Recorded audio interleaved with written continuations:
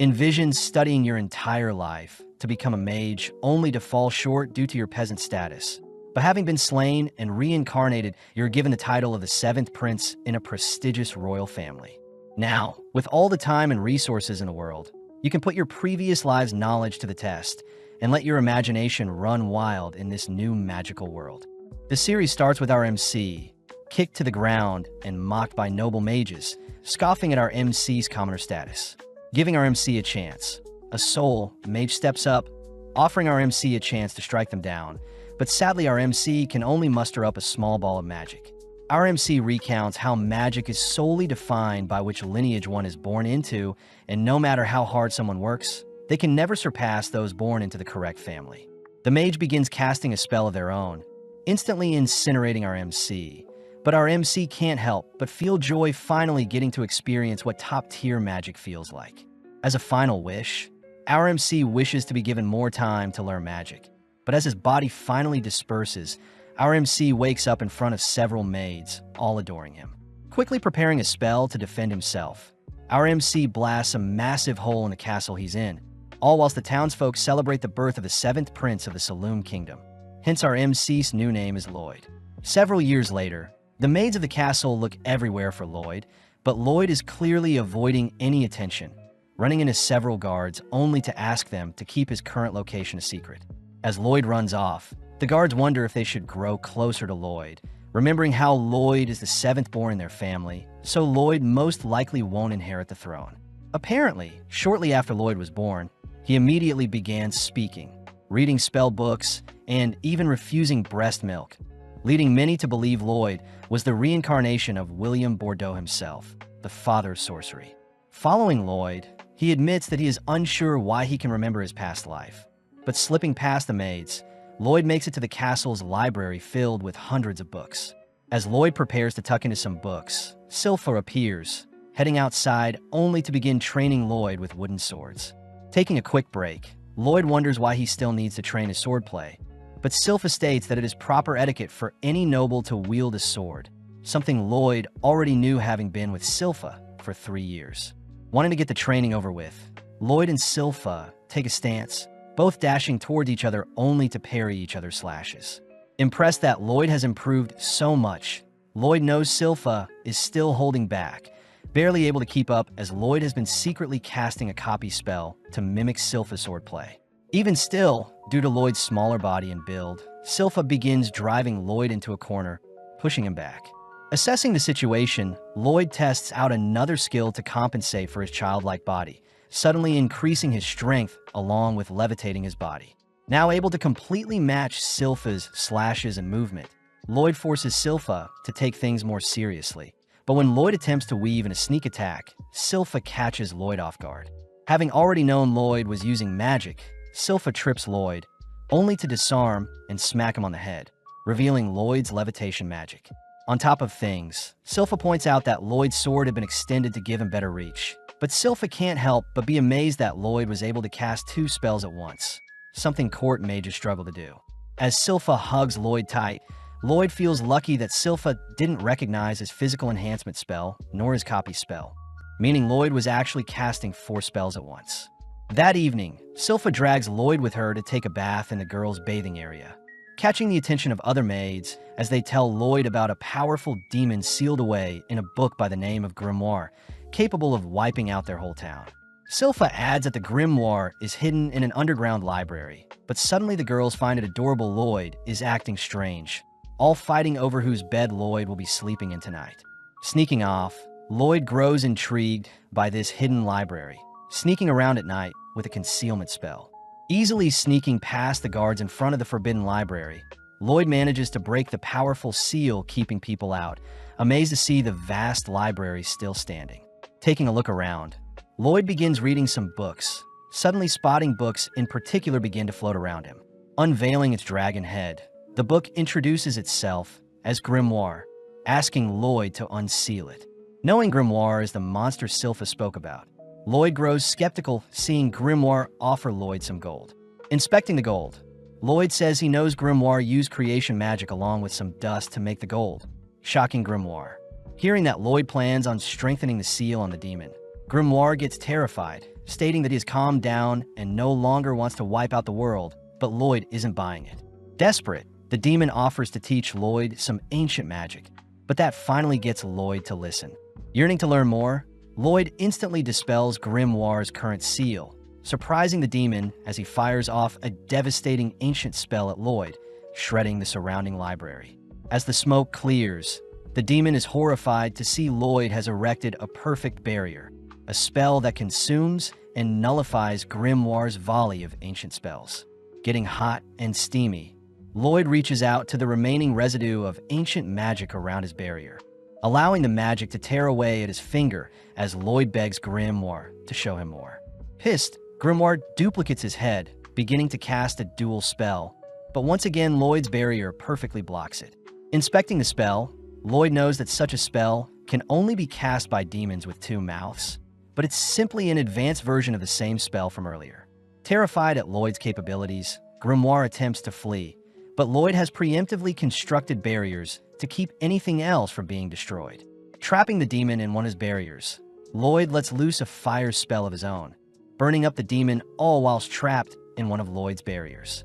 After a while, Lloyd realizes that Grimoire is still alive, asking Grimoire to wait as Lloyd reverts all the damage done to the library. Amazed by Lloyd's amazing feats, Grimoire decides to call Lloyd Master, but Lloyd is more curious as to why demons can't be slain with magic. Seeing as he is no match, Grimoire offers to be Lloyd's familiar, only to transform into a cuter form. Offering to sit inside Lloyd's pocket, Grimoire takes the chance to dive into Lloyd's mind, mortified by the dense mana a mere child has. Knowing that he stands no chance, Grimoire asks to be called Grim, choosing to obey Lloyd's every command for now. Several days later, a blonde boy suits up like normal, heading through the mansion only to enter the library. As Grim hides, Lloyd greets his big brother Albert, both heading outside to see Albert training. Casting a small spell, Albert knocks down his target flawlessly, something Lloyd expected since Albert is the second prince, both smart and physically capable. Seeing as Albert wants Lloyd to show off what he's got, Lloyd gladly obliges, but not wanting to draw too much attention, Lloyd states he'll only graze the targets. Firing off multiple spells, Lloyd successfully tricks the onlookers into believing Lloyd isn't as competent as Albert, but Lloyd is more curious about adding spin to each of his magic spells. With Albert briefly glaring at Lloyd, Albert asks that Lloyd use the training area as he likes, heading elsewhere with his party. Now alone, Lloyd gets excited, wanting to mimic Grimm's dual incantation with two heads. Although Grimm states that only demons can cast such a dual spell, Lloyd gets an idea, absorbing Grimm into his palm to act like a second mouth. Impressed that Lloyd knew of such a technique, Grimm and Lloyd begin chanting simultaneous spells, but Grimm instantly gets freaked out, not recognizing the spell Lloyd is chanting. Pausing, Grimm demands to know what spell Lloyd is casting. Shocked to hear Lloyd was trying a spell stack, purposely mixing multiple spells to have them cast simultaneously. Hearing that Lloyd was trying to stack on 100 spells at once, Grimm yells that only 2 to 3 spells can be stacked, otherwise the incantation would take too long. Understanding the situation, Lloyd takes over Grimm's mouth, both taking a deep breath only for both mouths to begin chanting powerful spells. Seeing as Lloyd is folding together the essence of 2 magic types itself, Grimm fears that the output would be devastating, watching as Lloyd incredibly unleashes a dual spell that ruptures into the skies. At the same time, Albert's retainers wonder why Albert spends so much time with a talentless boy like Lloyd, but Albert corrects them, stating that Lloyd had intentionally grazed all the targets the same way, believing that Lloyd will become a great sage one day. With one of the retainers refusing to believe so, we cut outside to see Lloyd has massacred the surrounding area, even tearing a hole through the stratosphere to reveal the constellations themselves. Briefly admiring the sky, Lloyd rushes to repair the clouds, returning the nighttime back to daytime. The next day, Grimm shows off the newspaper reporting on a mysterious phenomenon tearing apart the skies, but Lloyd is more fixated on the story on the back of the newspaper regarding adventurers conquering a dungeon and bringing back loot. Wanting to explore a dungeon of his own, Grimm struggles to hold back Lloyd, but Lloyd reassures Grimm that he's got everything figured out. Taking out an acorn, Lloyd casts a growth spell, creating an exact clone of himself that mimics his movements. Although Grimm is impressed, Lloyd is still worried. knowing that Silpha observes and tracks every bit of growth Lloyd experiences, meaning a mere dummy clone won't trick everyone. Getting an idea, Lloyd successfully manages to escape the castle undetected, asking Grimm if everything is fine on his end. It turns out that Lloyd had placed Grimm's soul into his clone's body, all whilst absorbing Grimm's body into his palm. Now that Lloyd's clone is more lifelike, Lloyd successfully tricks the maids, but Grimm wonders if he can cause a mess while Lloyd is gone. Sadly, since Lloyd can still communicate with Grimm, Lloyd thanks Grimm for all the help, flustering Grimm as he chooses to make Lloyd proud and not act up. Having flown far enough from the castle, Lloyd wonders where he can find a dungeon, suddenly halting as he spots a pink-haired girl fleeing from some monsters. In an instant, the girl sends one of the monsters flying, blitzing around only to begin dismantling the monsters, finishing off with an energy blast that shreds the monsters. Having witnessed everything, Lloyd recognizes the girl's techniques as a form of chi, something martial artists use. Having detected Lloyd, the girl calls Lloyd to show himself, but when Lloyd hesitates, the girl marks Lloyd as an enemy, rushing to his location. Not wanting to unveil his identity as the Seventh Prince, Lloyd manages to come up with a disguise, created using Lloyd's current looks and Albert's physical structure. Lloyd takes on the name of Robert, learning the girl's name is Tao, but Tao is revealed to have fallen for Lloyd's disguise. Having been locked away due to her training, Tao states that she'll make Robert her boyfriend no matter what, agreeing to accompany Lloyd into a nearby dungeon, since she is a B-ranked adventurer. Upon entering the dungeon, Tao begins carving through the monsters to impress Lloyd, but sadly Lloyd is more interested in the shiny ores nearby. Venturing deeper, the two strike up a conversation, learning that Tao had been traveling alone for a while. Whipping up a quick meal, Lloyd asks about Tao's chi techniques, surprising Tao since chi is very similar to mana, as chi circulates based on breathing techniques. Tao takes the chance to flirt with Lloyd, but gets surprised seeing Lloyd beginning to breathe strangely, realizing that Lloyd is trying to mimic her chi breathing. Warning Lloyd against it, Tao can't help but notice how stern Lloyd is about learning chi breathing, agreeing to teach Lloyd anything she knows, which earns her a smile from Lloyd. At the same time, Grimm can't help but giggle at how vast Lloyd's obsession with magic is, suddenly realizing that Silpha has appeared. Back in the dungeon, Tao shows off a chi blast, easily destroying the boss of the dungeon only to point Lloyd to the final treasure chest. Lloyd grows curious as to the overall build of the treasure chest itself, something Tao finds adorable. But on top of things, Tao notices Lloyd's breathing has grown stable, celebrating as Tao has finally found a perfect match that her family has to approve of. Finally opening up the chest, a mysterious blade appears, cutting down on Tao, but Lloyd manages to read the attack, pulling Tao aside. As a pool of darkness spreads from the chest, a lich appears, exciting Lloyd as a more worthy dungeon boss has arrived. Exuding a cold aura, Tao begins to panic, asking Lloyd to leave the dungeon first. But when Lloyd refuses, Tao has no choice but to forcibly push Lloyd out of the dungeon. Evading the creature's strange magic, Tao states that a lich is a creature even A-ranked adventurers struggle with. Therefore, she plans on stalling the creature long enough for Lloyd to escape.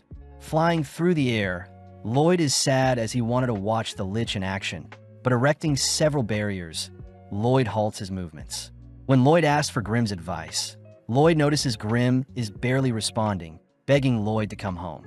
At the same time, Tao grows more fatigued, looking for an opening to escape herself, but the lich suddenly speaks up, having identified Tao's chi technique. The lich scoffs at Tao's inferior technique to magic, annoying Tao as she states that Lloyd was the only person that thought of chi as interesting, unlike every magic user Tao ran into. Breathing in, Tao bolts forward, clashing into the lich's barrier, but having anticipated such a thing, Tao begins to fire off hundreds of punches, ultimately breaking a hole in the lich's barrier. Collapsing to the ground, Tao knows she has completely exhausted her energy, hopelessly watching as the lich appears behind her, mocking her pathetic attempt. Choosing to end the battle, the lich fires off another shard of magic, but Lloyd appears, nonchalantly blocking the spell along with reassuring Tao that he's here to help. Seeing as Lloyd needs to return home to Grimm quickly, both the lich and Lloyd begin chanting spells. But in an instant, Lloyd dashes behind the lich, a technique the lich doesn't recognize. Firing off a volley at Lloyd, The Lich watches as Lloyd begins stalling by erecting a barrier, but taking a deep breath, Lloyd combines a movement spell with his chi breathing technique. Dashing around the Lich, Lloyd notices the Lich firing more magic at his barrier, but Lloyd's barrier easily defends, giving Lloyd more time to perfect his breathing. Seeing as his own barrier is slowing him down, Lloyd shatters his own barrier, accelerating further as he maneuvers around the dungeon, all whilst evading the Lich's magic. Finally condensing two techniques into one, Lloyd counters the Lich's magic with a technique he just created, firing off hundreds of slashes, all whilst tuning the spell's speed and sharpness. Terrified to see a mage using chi, the Lich attempts to hold on, but seeing Lloyd's technique shredding his spells, the Lich is forced to project a barrier, but Lloyd's technique cuts clean through both the barrier and the Lich itself. Dazzled by Lloyd's show of strength, Tao and Lloyd finally claim the dungeon's treasure, disappointed to see a mere rusty blade infused with mana as their reward. Out of nowhere, the dungeon begins to crumble, beginning to retract the treasure chest, leaving Lloyd and Tao to keep the old blade only. Wanting to inspect the treasure chest itself, Lloyd sticks around to take the chest as well, but they are both forced to escape before the dungeon closes. Outside, Tao asks about Lloyd's new technique he created, something Lloyd isn't sure of himself, but Tao recognizes it as a secret chi technique she has only heard of in tales. As Lloyd flies off, Tao promises to grow stronger so that Lloyd can finally pay more attention to her, but Tao forgets to ask where she can find Lloyd. Flying through different regions, Lloyd finally returns home, spotting his clone all beat up. Grimm reveals that Silpha had asked for a sparring match like usual, but grew disappointed seeing how weak Lloyd's clone had gotten, beating his clone senselessly. Showing off the dungeon's knife to Grimm, Lloyd douses the knife with hot water, only to scrape off a layer of mana essence. Lloyd explains the mana essence is used to enchant any weapon, with the dungeon blade in particular being enchanted with a power booster. Placing the mana essence into a flask with water, Lloyd shakes up the flask, only to cast a purification spell in order to extract the ingredients of the mana essence. Revealed to be a mixture of oil, silver, and hematite, Grimm recognizes the ingredients as materials from a monster core, giving Lloyd the idea to create more essence since he had retrieved the dungeon's core in the form of the treasure chest. Needing silver, Lloyd rushes to ask his father, King Charles, for a bag of silver coins, only to begin melting the silver down. Next, Lloyd spars with Silpha for a wager, managing to catch Silpha off guard with a sneak attack combined with some magic, but Silpha had reacted fast enough, appearing from one of Lloyd's creations, only to defeat Lloyd. Even after losing, Silpha agrees to give Lloyd the jar of oil he had asked for, scaring Grimm as Silpha was even able to defeat Lloyd with her pure swordsmanship skills alone. With all the ingredients needed, Grimm and Lloyd complete the mana essence, rushing to Albert to ask for a weapon to enchant. Seeing as his adorable Lloyd is requesting something of him, Albert asks for his knights to hand over their weapons, all immediately offering Lloyd all their weapons to enchant. The knights know that enchanting weapons usually go horribly, all bidding their precious swords goodbye as they have no faith in the 10-year-old Lloyd to enchant their weapons. But having heard all of the knights mocking his master, Grimm gets fired up to prove the knights wrong. As Lloyd begins layering on 2 to 3 enchantments, Lloyd unfortunately shatters the first blade, being too weak to withstand Lloyd's enchantments. Soldiering on, Lloyd works through the night, only to report to Albert that he managed to enchant 50 out of 120 swords, frightening Albert as even the greatest enchanter has only a 10% success rate. Inspecting the blades, one of the knights refuses to believe Lloyd enchanted the blades, but when the knight goes to sheath his blade, his holster is suddenly cut into 2 by the newly enchanted sword. Spotting a glowing blade in particular, Albert is mesmerized by the enchantments, offering Lloyd to join him on a monster hunt given by their father. Heading out of town early the next day, Lloyd accompanies Albert and Silpha, all heading towards a forest via carriage. Lloyd asks where the monsters they are hunting will be, excited to hear the monsters reside near a lake, especially since Lloyd can see how strong his enchanted blades are. As Silpha admires Lloyd's adorable expressions, Albert can't help but tease Silpha for clinging on to Lloyd too much, but Albert is silent seeing Silpha draw her sword. Just then, Silpha detects creatures approaching, spotting that the monsters are all wielding steel equipment. Pumped up, the knights protecting Lloyd and Albert all rush into formations, ready to test out their new enchanted gear. All whilst Grimm spots Lloyd using a chi breathing technique to detect all objects in his surroundings. Plus, Lloyd always has his barrier spell ready to protect himself. Seeing the knights engage the monster, the knights flawlessly cut through the creatures, all thanks to Lloyd's enchantments. Praising Lloyd, Albert declares that Lloyd truly is a prodigy, but they both suddenly spot a monster rushing them. Before the two can react, Tao appears, dispatching the creature. Having sensed a cute guy nearby, Tao had rushed over, crouching beside Lloyd only to realize Lloyd is using a chi breathing technique. Plus, Lloyd looks very similar to Robert. As Tao senses another monster attacking from behind, Silpha is forced to save her, demanding that Tao step away from her precious Lloyd. Stopping the girls from fighting, Albert asks Tao to accompany them, all setting up camp for the night near a lake. Thanking Tao for escorting them, Tao points out how although Albert is cute, Albert wasn't the cute guy she was detecting. Hiding from Tao, Lloyd realizes it's his chi breathing that may blow his cover, choosing to lay low and hide in his tent for the rest of the night. But Lloyd suddenly realizes that Silpha was changing in his tent. Demanding to know why Silpha is sharing a room with him, Silpha states that she is the only person that can protect Lloyd, trapping Lloyd between her thighs. Entering the tent, Tao is flustered seeing Silpha pinning Lloyd down with her body, swiftly evading a dagger thrown by Silpha. As the girls begin to bicker and argue, Lloyd manages to sneak away, but Albert teases Lloyd for attracting so many girls. Albert points out how Silpha has changed a lot ever since she started looking after Lloyd, shaking as he remembers something. But at the same time, Silpha and Tao beat up the knights watching them arguing. As Silpha puts on some clothes, Tao says she has been hired to fix up a nearby shrine, but before Tao can leave, a monster appears smashing up a portion of the campsite. As everyone prepares to engage the creature, they all recognize it to be a bear wolf, but as the knights begin attacking the creature, Grimm is seen acting weird due to the broken shrine nearby.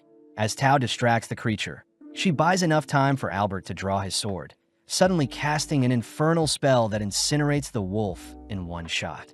Surprising everyone, they all thank Lloyd for Albert's newly enchanted sword, but Grimm finally remembers that the nearby shrine used to seal a powerful demon. As the smoke clears from Albert's explosion, the corpse of the wolf, along with various other monsters, suddenly appear, giving rise to Demon Pazuzu, who had been hiding in the wolf's mouth. Pissed that people are slaying its servants, Pazuzu has its monsters attack, but Albert soon realizes the monsters have insane regeneration. Lloyd asks if Grimm and Pazuzu are friends, but Grimm says they aren't, uttering that Pazuzu is puppeteering the monsters with its dense mana along with regenerating their wounds. Intrigued, Lloyd asks Grimm to teach him the same mana transmutation technique as Pazuzu, but at the same time Pazuzu begins insulting the humans for losing slowly at the hands of his beast army. When Pazuzu begins to insult Lloyd, Silpha suddenly snaps, asking Lloyd to remain hiding. With Silpha's terrifying aura erupting, Silpha is offered a role to join Pazuzu's servants, but Silpha scoffs at the idea of serving a disgusting creature, declaring she'll slay Pazuzu. Giddy, Pazuzu reminds Silpha that the monsters will continue to heal as long as he channels mana into them. Seeing Silpha shake, Pazuzu suspects that Silpha is able to sense its vast mana pool, but Silpha instead mocks Pazuzu's stinky breath. Annoyed, Pazuzu rushes Silpha with his wolf servant, but in an instant Silpha severs the wolf's legs before it could do any harm. As Pazuzu begins to regenerate the wolf's legs, Albert and the others realize the monsters have stopped moving entirely, reasoning that Pazuzu can't control the creatures whilst it's prioritizing healing itself. Off to the side, Grimm points out that transmuting mana is quite difficult since the mana needs to be correctly tuned to fit the intended target. Surprisingly, Lloyd manages to transmute a flower with his mana, even matching the color and scent of the flower. Out of nowhere, Silpha slams Pazuzu and his servant to the ground, picking up one of Lloyd's enchanted swords, admiring how finely enchanted the blade is, only to prepare to finish off the demon. Pazuzu is weirded out by how Silpha is acting, beginning to encircle Silpha, all whilst choosing to insult Lloyd in order to get Silpha to drop her guard. Seeing an opening, Pazuzu manages to clamp on his Silpha with his wolf servant, but Silpha has used the opportunity to get close to the demon, revealing her dual sword techniques that shreds the bear wolf along with Pazuzu's body from inside. Continuing to hack away at the demon, Silpha begins ramping up her speed to ensure Pazuzu is defeated. But Lloyd takes the chance to memorize Silpha's body shape with his new transmutation skill, all whilst Silpha coldly marches towards the demon, preparing to take its life. Glaring at the demon on its knees, Silpha watches as Albert and the others take down the remaining beasts, all staying vigilant until Silpha slays Pazuzu. Out of nowhere, a potent smog fills the air, bringing all the humans to their knees as Pazuzu seems to have evolved. Pazuzu states that he had escaped his 100-year seal, finally, annoyed that all his hard work nurturing his servants have all gone to waste. With a single slap, Pazuzu knocks Silpha back, all whilst Albert helplessly watches. As Silpha struggles to breathe, Pazuzu flies in for the final blow, but Tao intercepts the attack, revealed to be unaffected by the smog. Seeing Silpha finally collapsing due to Pazuzu's smog, Tao stays alert, barely able to detect Pazuzu appear behind her. As Tao throws out a kick, she ends up getting snatched up from the feet and punched, but Pazuzu wonders why Tao is unaffected by his smog. Seeing Tao breathing weirdly, Pazuzu realizes Tao is using a strange breathing technique, but forcing herself away from the demon. Tao is forced to kick and blast Pazuzu away, swiftly stabilizing her breathing, but suddenly realizes a monster has snuck up on her. Barely able to stop the jaws of one of the beasts from clamping down, Tao watches as Pazuzu rises back up, emitting its smog as it demands Tao serve it. Seeing her life flash before her eyes, Tao manages to survive Pazuzu's aura, declaring that her savior will arrive soon. Having heard enough, Pazuzu's servant bites down on Tao, prompting Pazuzu to head over to retrieve Silpha's unconscious body. Declaring that he'll make Silpha his slave, Pazuzu reveals that he had slayed his servant's parents, only to have the monsters believe Pazuzu was their original parents. Something Lloyd states is terrible. Realizing that Lloyd is unaffected, Pazuzu demands to know who Lloyd is, spotting Grimm, a fellow demon who is serving a mere child. Before Grimm can warn Pazuzu of Lloyd's abilities, Pazuzu sends his servants to attack Lloyd, but seeing as this is the perfect chance, Lloyd begins transmuting his mana. Creating the picture of a field of flowers, Lloyd manages to calm the beasts, briefly cuddling with them only to retrieve the unconscious Tao, covering her up with his jacket. Impressed to see Lloyd as a competent mage, Pazuzu tries to order his servants around, but the beasts instead turn their fangs onto Pazuzu, tearing away at the demon that killed their parents. Having sustained a decent amount of damage, Pazuzu chooses to dispose of his own servants, slamming them together only to kick them to the ground. Seeing Pazuzu harming his own servants, Lloyd wonders why demons can't be defeated with magic. Something Grimm mentions is probably since it's never been done before. As Pazuzu's mana begins to swell up, the surrounding area begins to perish, but Lloyd is more curious as to how much mana it will take to defeat a demon. Revealing his own mana pool, Pazuzu suddenly freezes at the sight of Lloyd's mana, something Grimm knew Lloyd was concealing and is the reason Pazuzu's smog didn't affect Lloyd whatsoever. Finally able to let loose, Lloyd attempts to trap Pazuzu in a barrier, but Pazuzu barely manages to escape. Realizing that Lloyd is attempting to cage him, Pazuzu attempts to flee, but Lloyd is dead set on trapping Pazuzu with his barriers. Floating all throughout the skies, Pazuzu continues to evade capture, all whilst Grimm learns Lloyd is capable of casting 20 spells at once. But making use of Grimm, Lloyd increases his spell output. Seeing as there are no escape routes in the skies to flee, Pazuzu dives into the sea, terrified to see Lloyd is still hunting him down in the water. Proud of himself, Pazuzu manages to hold out, believing that he's finally escaped. But as he breaches the water's surface, Pazuzu realizes Lloyd had been toying with him this entire time, having been trapped in one of Lloyd's larger barriers. Attempting to find a way out of Lloyd's cage, Pazuzu refuses to be one of Lloyd's lab rats. But Lloyd is confused at how hypocritical Pazuzu is, seeing as Pazuzu had used his servants as lab rats.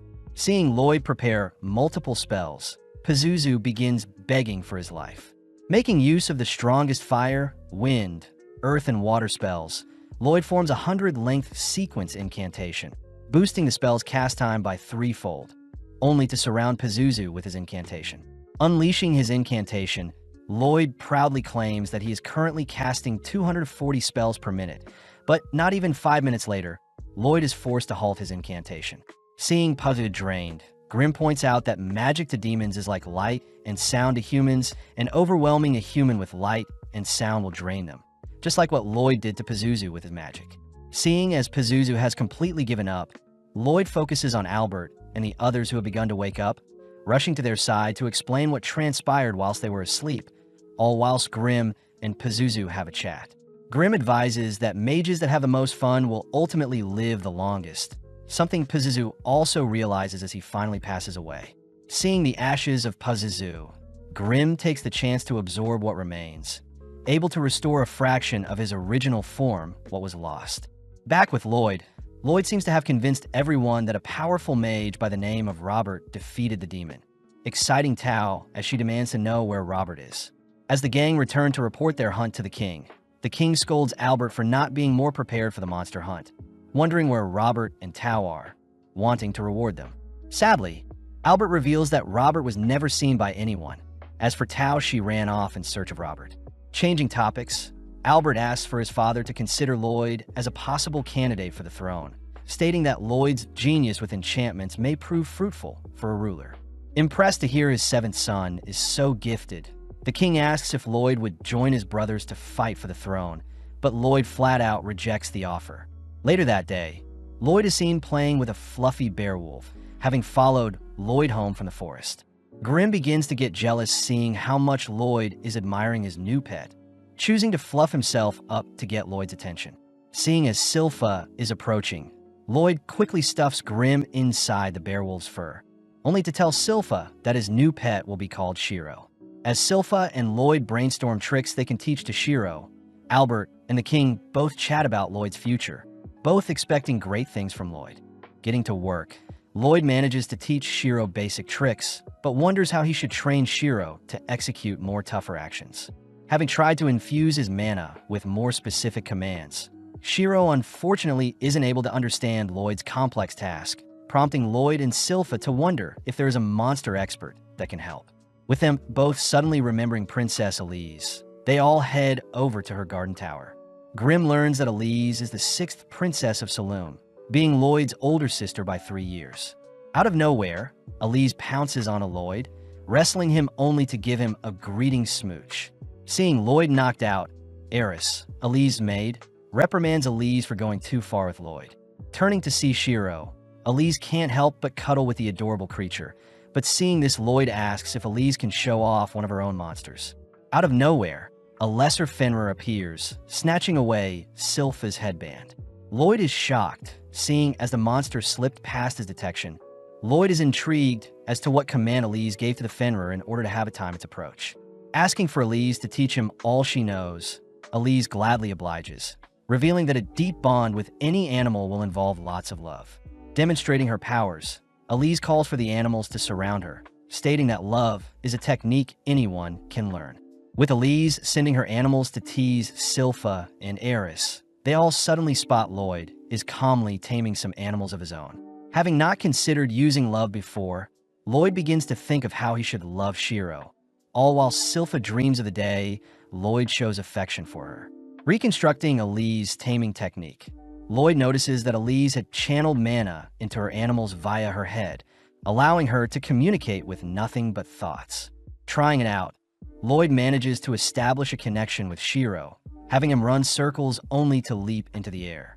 Happy to see it worked, Lloyd and Shiro cuddle for a bit, all whilst Eris praises Lloyd for replicating a monster tamer's technique. Elise cries that love is the most important factor for taming monsters, something Lloyd doesn't disagree with, especially since the tamer must get to know the monster they want to tame first. Seeing Lloyd adorably explain love, Eris, Silpha, and Elise all adore Lloyd, rushing to his side only to begin loving him. As Lloyd begins heading back, Silpha says they'll be sparring again today, but out of nowhere Albert appears, asking to borrow Lloyd for a bit.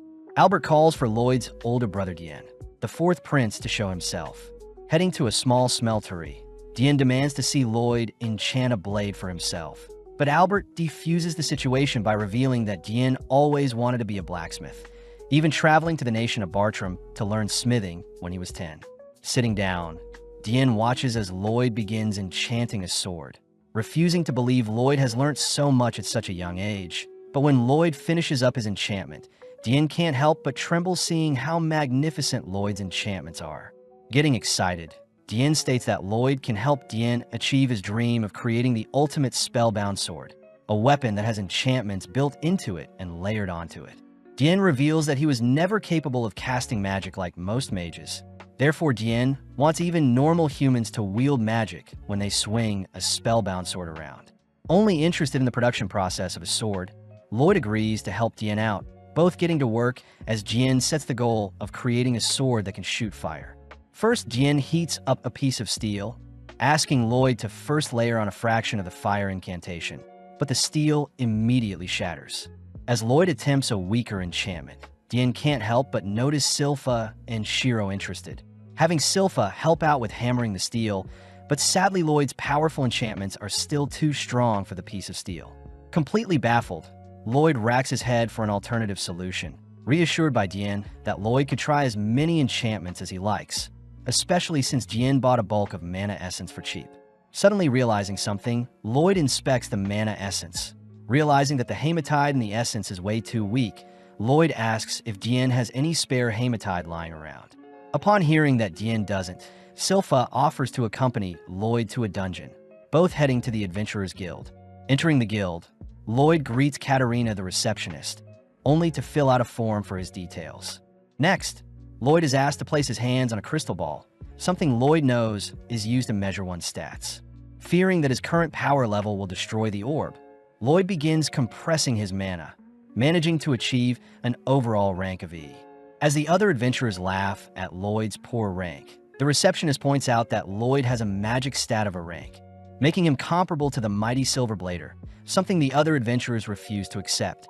Legend has it that the Silver Blader flawlessly carved through every dungeon they entered, achieving an A-rank status only to disappear. Seeing the adventurers continue to mock Lloyd, Silpha can't help but scare the men a bit, revealing herself to be the infamous Silver Blader who supposedly vanished. When Silpha attempts to re-register herself, the receptionist sadly states that Silpha has been demoted to C rank. Unfortunate since every party needs a B rank if they want to enter dungeons. At that moment, Tao appears offering to assist, seeing as she is an A-rank adventurer, but Silpha quickly ignores her. Silpha learns that Tao had failed to find Robert, even searching various dungeons for him. But willing to compromise, Tao demands to have a date with Albert as reward if she helps Lloyd explore a dungeon. With Silpha retrieving Lloyd's jacket from Tao, Lloyd admires how interesting of a life Silpha must have had in the past, hearing that Silpha in her past had only ever failed to take down the Assassin's Guild, a ragtag group of adventurers. Having picked out a dungeon, the gang immediately set out, explaining their goals to Tao, swiftly working their way to retrieve the core of the dungeon. At the same time, Albert checks in on Dien, happy to see Dien and Lloyd are getting along well, but Albert states that a war will break out soon. Trembling at the thought of being unable to help, Dien declares that he'll create the spellbound swords to help his kingdom, spotting Lloyd and the others returning. Getting back to work, Dien and Lloyd manage to finish off their first blade, heading straight to the training area only to eradicate their test targets, terrifying everyone. Having named the Blade D-Lord, Lloyd heads to bed, exhausted from spending the entire day fine-tuning the blades along with mass-producing them. Rewarding Shiro with some belly rubs, Lloyd notes how Albert seemed awfully stiff throughout the day, but suddenly Lloyd detects a strange presence in their garden. Impressed, Shiro wasn't able to pick up the mysterious presence. As the mysterious figure begins running around the garden, Lloyd suddenly appears, asking to have a chat. When the figure attempts to flee, Lloyd simply erects a barrier, cutting off any escape. Seeing no other option, the figure unveils their hood, apologizing as she blasts Lloyd with a sweet scent, but Lloyd realizes it's poison. Attempting to cleanse the negative effects, Lloyd suddenly collapses, having failed to neutralize the girl's poison. Lloyd deduces that the girl is using a new type of toxin, hearing stories about those with strange abilities, people known as the Blighted. The girl confirms herself to be the Poison Blighted, Run the Poison Moth. Heading over to Lloyd's barrier, Rin instantly shatters it with a kick, having weakened it with her poison. Rin reassures Lloyd he won't pass away, warning Lloyd of the side effects he may experience in the next few days. Just like that, Rin disappears, allowing Lloyd to finally rest a bit. Having seen everything, Grim learns that Lloyd is actually canceling out Rin's poison with a breathing technique, wondering why Lloyd didn't just capture her. Lloyd reveals that he plans on tailing Run to her hideout, recognizing Run as one of the 6 assassin guild members. Lloyd gets excited, wondering what the other members' special abilities are, praising Rin for concealing her presence so well, but Lloyd has already figured out their trick. As Lloyd rushes off, Silpha and Shiro barely miss Lloyd, cutting over to the assassin members as they berate Rin for getting caught so easily. Rin states that she has discovered that the royals are mass-producing spellbound swords, a sign that there is a war coming. When Rin tries to make suggestions, the assassin members cut Rin off, reminding Rin that their leader Jade is already gone. Just then, the members detect someone watching them, forcing Lloyd to reveal himself as the members mention how they've heard great things about the 7th Prince. Seeing as Lloyd has discovered them, they have no choice but to take Lloyd out, but Lloyd is excited to see what the enemy has in store, releasing his barrier. Taking a fighting stance that mimics Tao's, Lloyd draws in a green headman, able to defend against most of his strikes, but suddenly spots one of the man's punches wrap around his arm, introducing himself as the warp-blighted Babylon the Giant Rat. Knowing that Babylon's movements exceed what mages are capable of, Lloyd suddenly realizes someone is behind him, abruptly collapsing to the ground as Crow the Dark Raptor binds him with a curse. Following up, Galilea attempts to pummel Lloyd, but Lloyd uses brute strength to escape Crow's curse, but sadly gets entangled in Galilea's spiderwebs. With no choice, Lloyd ditches his clothes, ecstatic to have run into a user with curse speech along with people able to transmute their mana. Sensing another attacker, Lloyd begins evading several slashes from Talia, intrigued to see Talia impale her own leg, only to feel the pain in his legs as well. Introducing herself as the Pain Blighted, Talia gets weirded out seeing how happy Lloyd is, watching as Lloyd analyzes and reverses Talia's wound both on Talia and himself.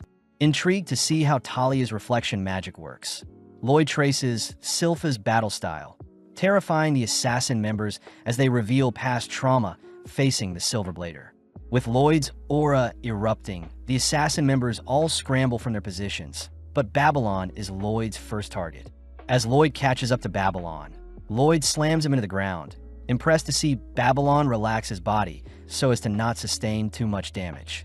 Appearing around Lloyd, Galilea, and Crow pinch him, but Lloyd predicts Crow's cursed speech attack, slipping out of the pinch and allowing the curse to blast Galilea into Talia instead. Before Crow can chant another curse, Lloyd appears behind him, dicing up and slamming Crow into the ground, perfectly mimicking Silpha's techniques. Off to the side, Galilea struggles to separate himself from Talia, but since his webs have bound them together, Talia's clothes are accidentally pulled apart.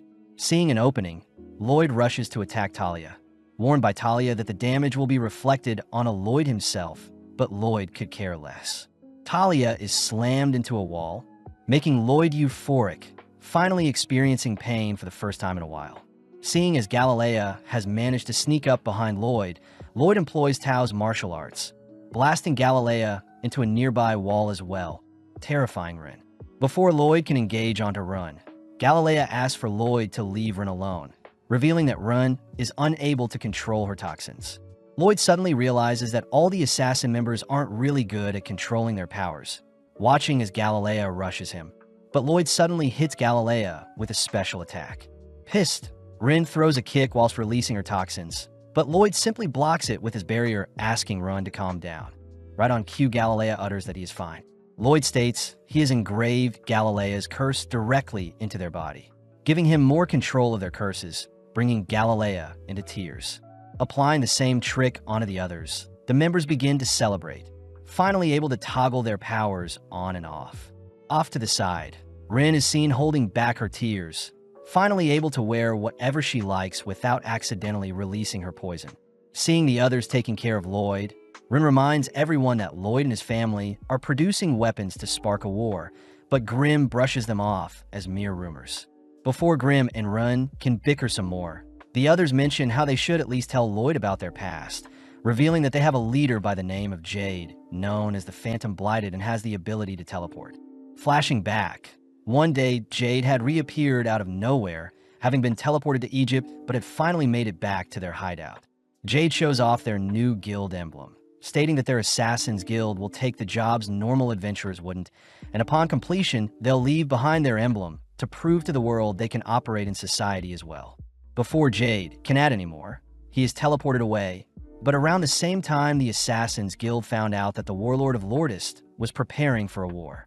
Out of nowhere, a mysterious envelope appears, but before the contents is revealed, we cut to several moments later where Silpha and Shiro have busted into the Assassin Guild's hideout. Seeing as Lloyd has left behind a letter, Silpha reports her findings to Albert, who holds back his anger, fearing that the Assassin's Guild has kidnapped Lloyd and brought Lloyd to Lordist. Worst of all, Silpha shows off the sticky clothes Lloyd had left behind, horrifying everyone as Albert and Silpha both declare they'll wage war if it means Lloyd will return safe. Cutting back to when the envelope appeared, Galilea reads that Jade had officially overthrown the rulers of Lordist, making the assassin members celebrate. But inspecting the letter himself, Lloyd can't help but smirk. Immediately heading out, Lloyd sends everyone flying with him towards Jade's location. But we learn that Galilea and Run had asked if Lloyd could help Jade fix his teleportation curse as well. But Lloyd points out that Jade no longer needs his help, since the letter seems to have been perfectly teleported to their location. Lloyd knows that teleportation magic itself is very rare, especially being able to control it, making the members wonder if Jade was lying about his curse this whole time. Regardless, Rin says she still wants to reunite with Jade, exciting Lloyd as he says he'll accompany them. Seeing as Run is starting to doubt Jade, Lloyd cheers Rin up, making Rin's heart flutter a bit. Having been flying for only 10 minutes, Lloyd is forced to stop, realizing that everyone is dizzy, but seeing as they need food, Rin runs off into the woods to catch some food. Babylon reveals that Rin grew up in the forest, wanting to show off her skills to Lloyd, but Rin is revealed to have a tragic past, having accidentally slayed her own parents with her poison. It was then when Jade took her in and introduced her to everyone, all agreeing to help raise Run as one of their own. As the gang spend time designing clothes to neutralize Rin's poison, Rin couldn't help but break down, finally finding a family she can rely on, and even considering Jade as her big brother. Hearing such a wholesome story, Lloyd says he really wants to meet Jade, surprising Grim. Right on cue, Rin returns, whipping up a dense stew, terrifying everyone as they wonder if a prince like Lloyd should be fed such a food item. Surprisingly, Grim and Lloyd devour the stew, prompting everyone to join in, enjoying the meal like a family. Flashing back, there was a day when Jade had announced their guild members were all getting bounties, exciting everyone as they're finally being recognized as actual people. Seeing everyone celebrating, Jade reveals that he is actually the third prince to the Lordist family, adding that his family are diabolical people who all fiend for war. Jade mentions how he had planned to use the Assassin's Guild as a tool to stop his family from inciting war, but seeing as his members are all calm, Jade wonders why they're not angry at him. The members all remind Jade that they all have hidden pasts as well. Therefore, they don't really care what Jade's intentions are, as long as Jade remains a family member with everyone. Impressed to hear his guild members are willing to commit crimes for him, Jade states that he must claim the throne by himself, not wanting his assassin members to have to dirty their hands. Jade admits that he may never return, but he promises he'll one day claim the throne for himself and finally grant all outcasts a place to stay. Walking the final steps towards Jade's manor, the gang point out how adorable Lloyd is when he is asleep, all reasoning they should go on ahead and leave Lloyd behind, not wanting Lloyd to get caught up in their own personal drama with Jade. Hearing this, Grim offers to accompany them, knowing that Lloyd can easily fend for himself. Upon climbing the castle walls, the gang are surprised to see a party set up for them, just like what Jade had promised in the letter. Before the gang can head back and retrieve Lloyd, they're interrupted by an egg-shaped looking man, inviting them all into the courtyard where they're officially welcomed as the guest of honor. With everyone in disbelief, Rin hugs Grim tight, getting nervous to reunite with Jade. Finally, Jade appears nonchalantly, annoying everyone as they watch Jade switch clothing, relieved to see Jade is the same as usual. Pushed forward, Rin struggles to express all the emotions bottled in her head, but seeing as everything is fine, Grim begins flying back to Lloyd. Out of nowhere, the surrounding attendees transform all whilst Jade orders everyone to bow down, terrifying the assassin members as they wonder how Jade has Crow's cursed speech, not to mention it's way more powerful. When Rin demands to know what is happening, Jade simply offers the assassin members to the other attendees, allowing the attendees to do what they please with the assassin members. Blasting Jade with a beam, Grim cries for everyone to run, but before Grim can do anything else, Jade teleports behind him, kicking and blowing Grim away. As Jade changes his clothing, we cut to Lloyd, who has finally awoken, spotting a beaten-up Grim beside him. Grim struggles to explain the situation to Lloyd, all whilst the assassin members realize the attendees before them are actually demons from the Netherworld. Appearing beside the members, Jade reveals that he too is being controlled by a demon, Geasearm, the catastrophe from the Netherworld. Geasearm reveals that Jade is no longer alive, having struggled to hold on, but eventually Jade was forced to relinquish his body. Hearing all of this, the assassin members get pissed, preparing to unleash on a Geasearm. But Geasearm continues to reveal all the torture methods he performed on Jade in order to ensure Jade's mind would never recover. As the demons begin begging for a body of their own to inhabit, Geasearm warns his minions that Ren's body is quite poisonous, but Geasearm suddenly notices a strange marking on Ren's body. Unable to recognize the spell from Jade's memories alone, Geasearm uses his cursed speech, demanding Ren explain where she got the marking, but Ren bites her tongue to silence herself. With Geasearm cursing Ren to sell out the person that placed the spell on her, Ren fights for dear life, suddenly watching as Lloyd's barriers surround all the assassin members, only for an incineration ray to light up the surroundings. With the ray tearing a massive hole in the castle's courtyard, the assassin members look into the skies, only to spot Lloyd triumphantly appear to even out the playing field. Having scared the demons back into their bodies, Lloyd checks on the others, only to choose to heal Ren's tongue. Lloyd starts by ordering the assassin members to run, knowing that Geasearm is solely after their bodies. As the demons wonder if their master had been killed, Geasearm nonchalantly teleports behind them, ordering his minions to chase after the assassin members, but Lloyd simply blasts the demons to stall them. As two demons appear beside Lloyd, Lloyd continues to monitor Geasearm's every move, watching as Geasearm speaks a death curse that weave through Lloyd's barrier. Seeing as it's best to dodge, Lloyd analyzes the curse, noting how the curse causes cardiac arrest and slays the target struck by the curse. Grim advises Lloyd to flee, seeing as Geasearm's curse speech is a form of transmuted mana, a complete counter to Lloyd's mana barrier, as the mana barrier can only block spells created from mana, but seeing as transmuted mana is a different form, Lloyd's barrier won't be able to block Geasearm's attacks. Grim also points out Geasearm's mana is quite vast, being a completely ascended being, explaining that demon servants are ranked 10th amongst demons. Demon Pazuzu was ranked 8th.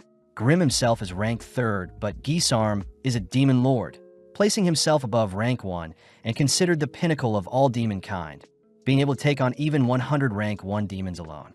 Seeing as Geasearm is the real deal, Grim advises Lloyd to flee, but Lloyd chooses to introduce himself to Geasearm.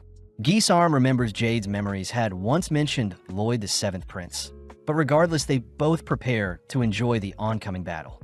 Grim continues to beg Lloyd to flee, stating that any mana attack will barely scratch a behemoth like Geasearm. But making the first move, Geasearm fires off a small projectile, instantly shattering 2 layers of Lloyd's barrier. Geasearm grows excited, choosing to fire off a volley of spears that chase Lloyd throughout the castle. As he racks his brain for a solution, Geasearm suddenly appears above him, kicking Lloyd towards his volley of spears, but barely thinking quick enough, Lloyd conjures a stone golem to tank the volley of spears. At the same time, the demons finally catch up to the assassin members, all watching as Babylon scales the castle walls to open the castle gates. Back with Lloyd, Geasearm praises Lloyd for surviving the first wave, beginning to make fun of how weak blighted humans are, to have been born with such immense power but to never know how to control them. Geasearm mentions how Jade's teleportation powers called to him, wondering why blighted humans struggle to live amongst humans when they can offer up their bodies to demons who can make full use of blighted cursed bodies. Seeing as Lloyd is speechless, Geasearm warns Lloyd to prepare himself, snapping his fingers, only to teleport a spear into Lloyd's body. Knowing that Lloyd won't be able to react, Geasearm continues to skewer Lloyd with his spears, all whilst Galilea webs the bridge they're on to stall the demons. Seeing as the demons are still pursuing them, Crow curses them to fall, allowing Babylon to finally open the castle gate. But seeing as the demons have broken free from the webbing and curse, Talia steps up, Placing the demons in her sight, Talia slashes her own leg, ordering the others to leave without her. Seeing the demons regenerating, Talia simply continues to hack away at her own body, stalling the demons for the others to flee, but unable to leave his family behind. Galilea chooses to shove Crow and Ren through the gate, closing the gate behind him only to join Talia. Galilea promises to remain by Talia's side all the way to the very end, giving Talia enough courage to sacrifice her life if it means the demons will disappear as well. Seeing the demons attempting to stop her, Galilea holds them off with his web. Watching as Talia cries out, imagining how much pain Jade must have gone through whilst trying to stop Gisarm from invading his mind. As Rin begs for everything to return back to normal, Talia pulls the trigger, all whilst Gisarm mocks Jade's memories of wanting to live peacefully with his friends. Turning to check on Lloyd's skewered corpse, Gisarm realizes he had attacked a stone statue instead, watching as Lloyd appears with a blade aimed at his neck. Nonchalantly teleporting away, Gisarm is amazed to see Lloyd is still standing, but gets thrown off hearing Lloyd wants to move their fight elsewhere.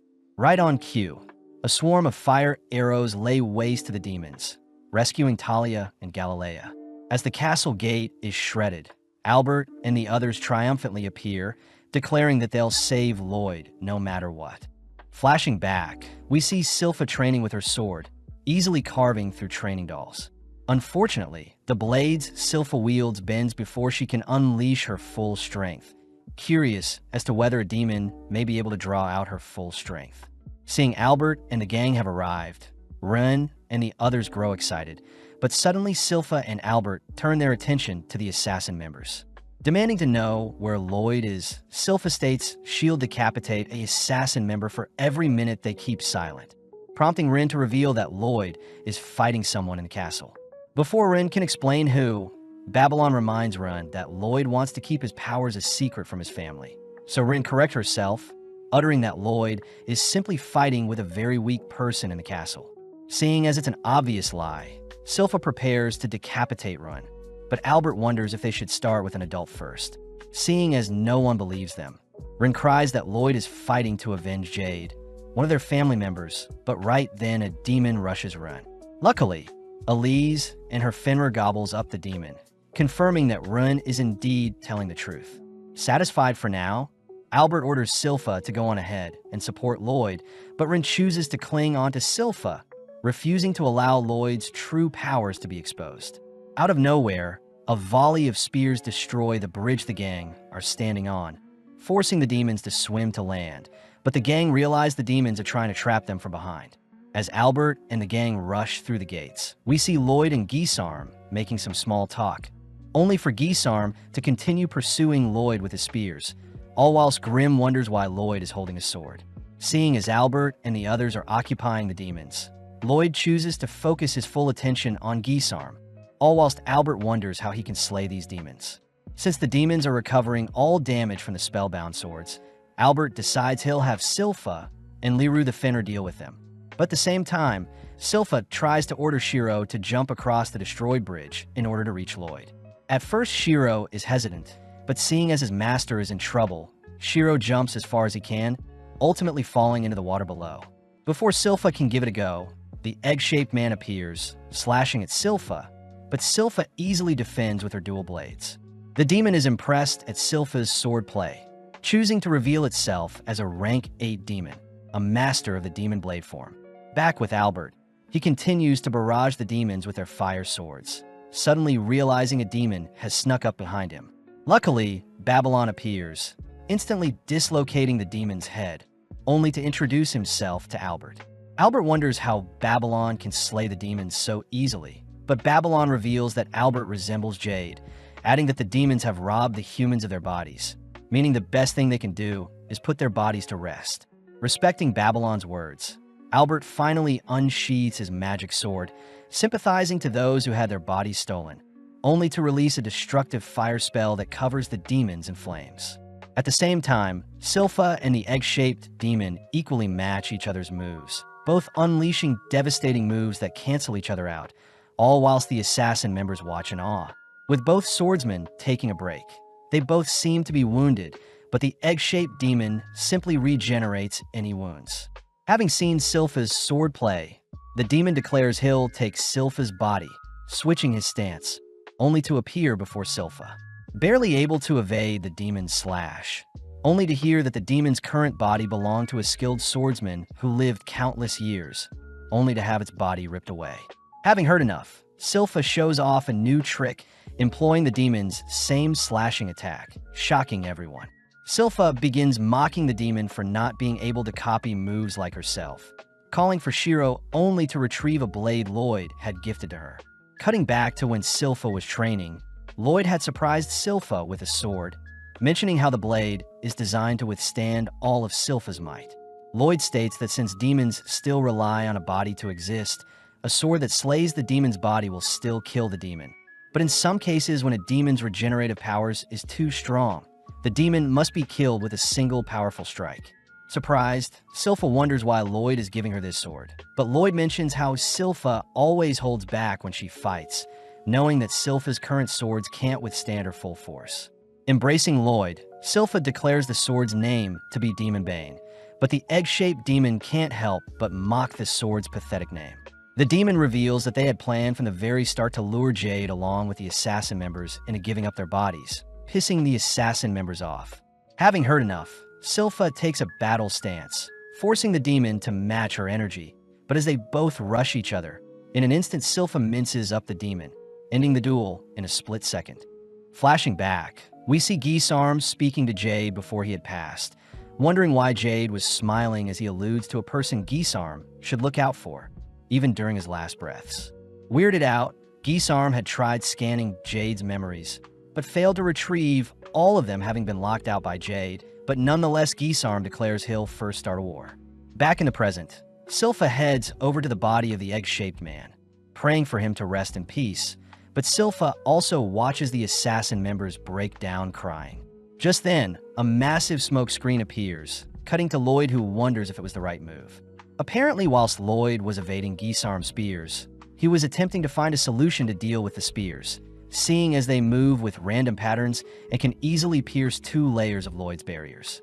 Next, Lloyd needs to account for Gisarm's cursed speech, noting how the spears can carry the curse with them. And finally, Lloyd needs to be careful of the Shadow Wolf spell, knowing that if he stays still for more than 2 seconds, Gisarm will simply teleport spears to his location and skewer him. Seeing as Gisarm intends on tiring Lloyd out, Lloyd chooses to cast a spell of his own, conjuring an Inferno Golem that attacks Gisarm, but Gisarm simply teleports to evade.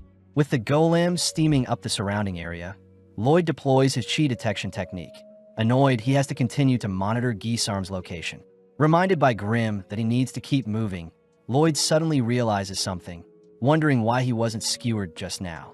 Thinking back to how the letter appeared in their hideout and how Gisarm had lured the assassin members into his domain, Lloyd realizes Gisarm must have vision of his target before he can skewer them. Therefore, Lloyd brainstorms how he can reach Gisarm with his blade. As Gisarm walks through the mist, he suddenly spots Lloyd approaching behind, but surprisingly a swarm of Lloyds have appeared as well, unable to discern the real one.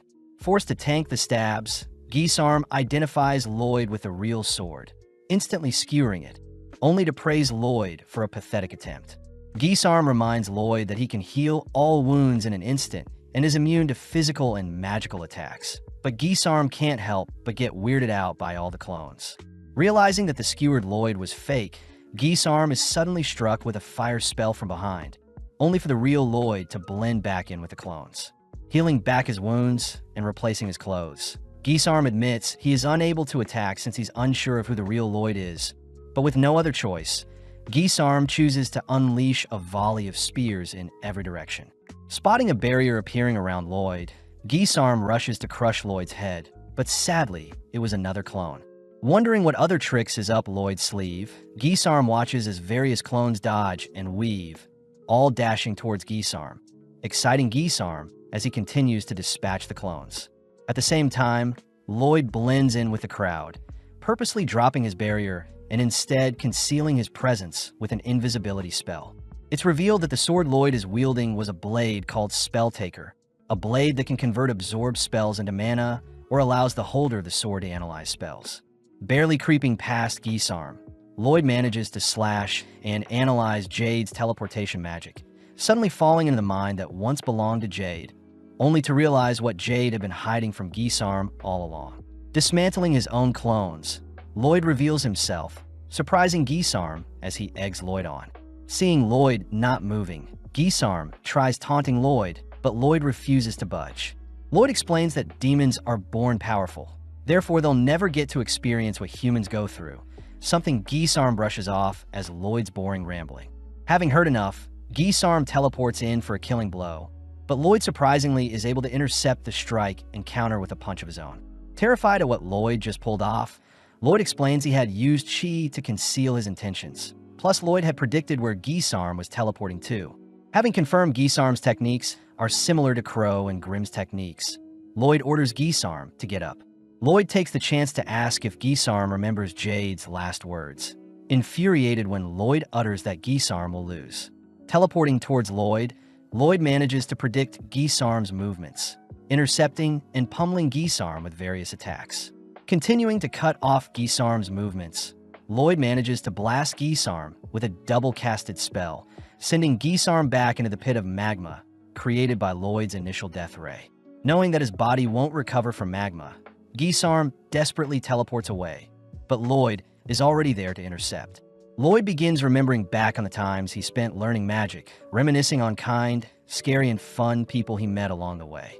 Seeing Gisarm speechless, Lloyd orders that Gisarm try something new, but seeing as Lloyd wants to see his full power, Gisarm reveals his trump card.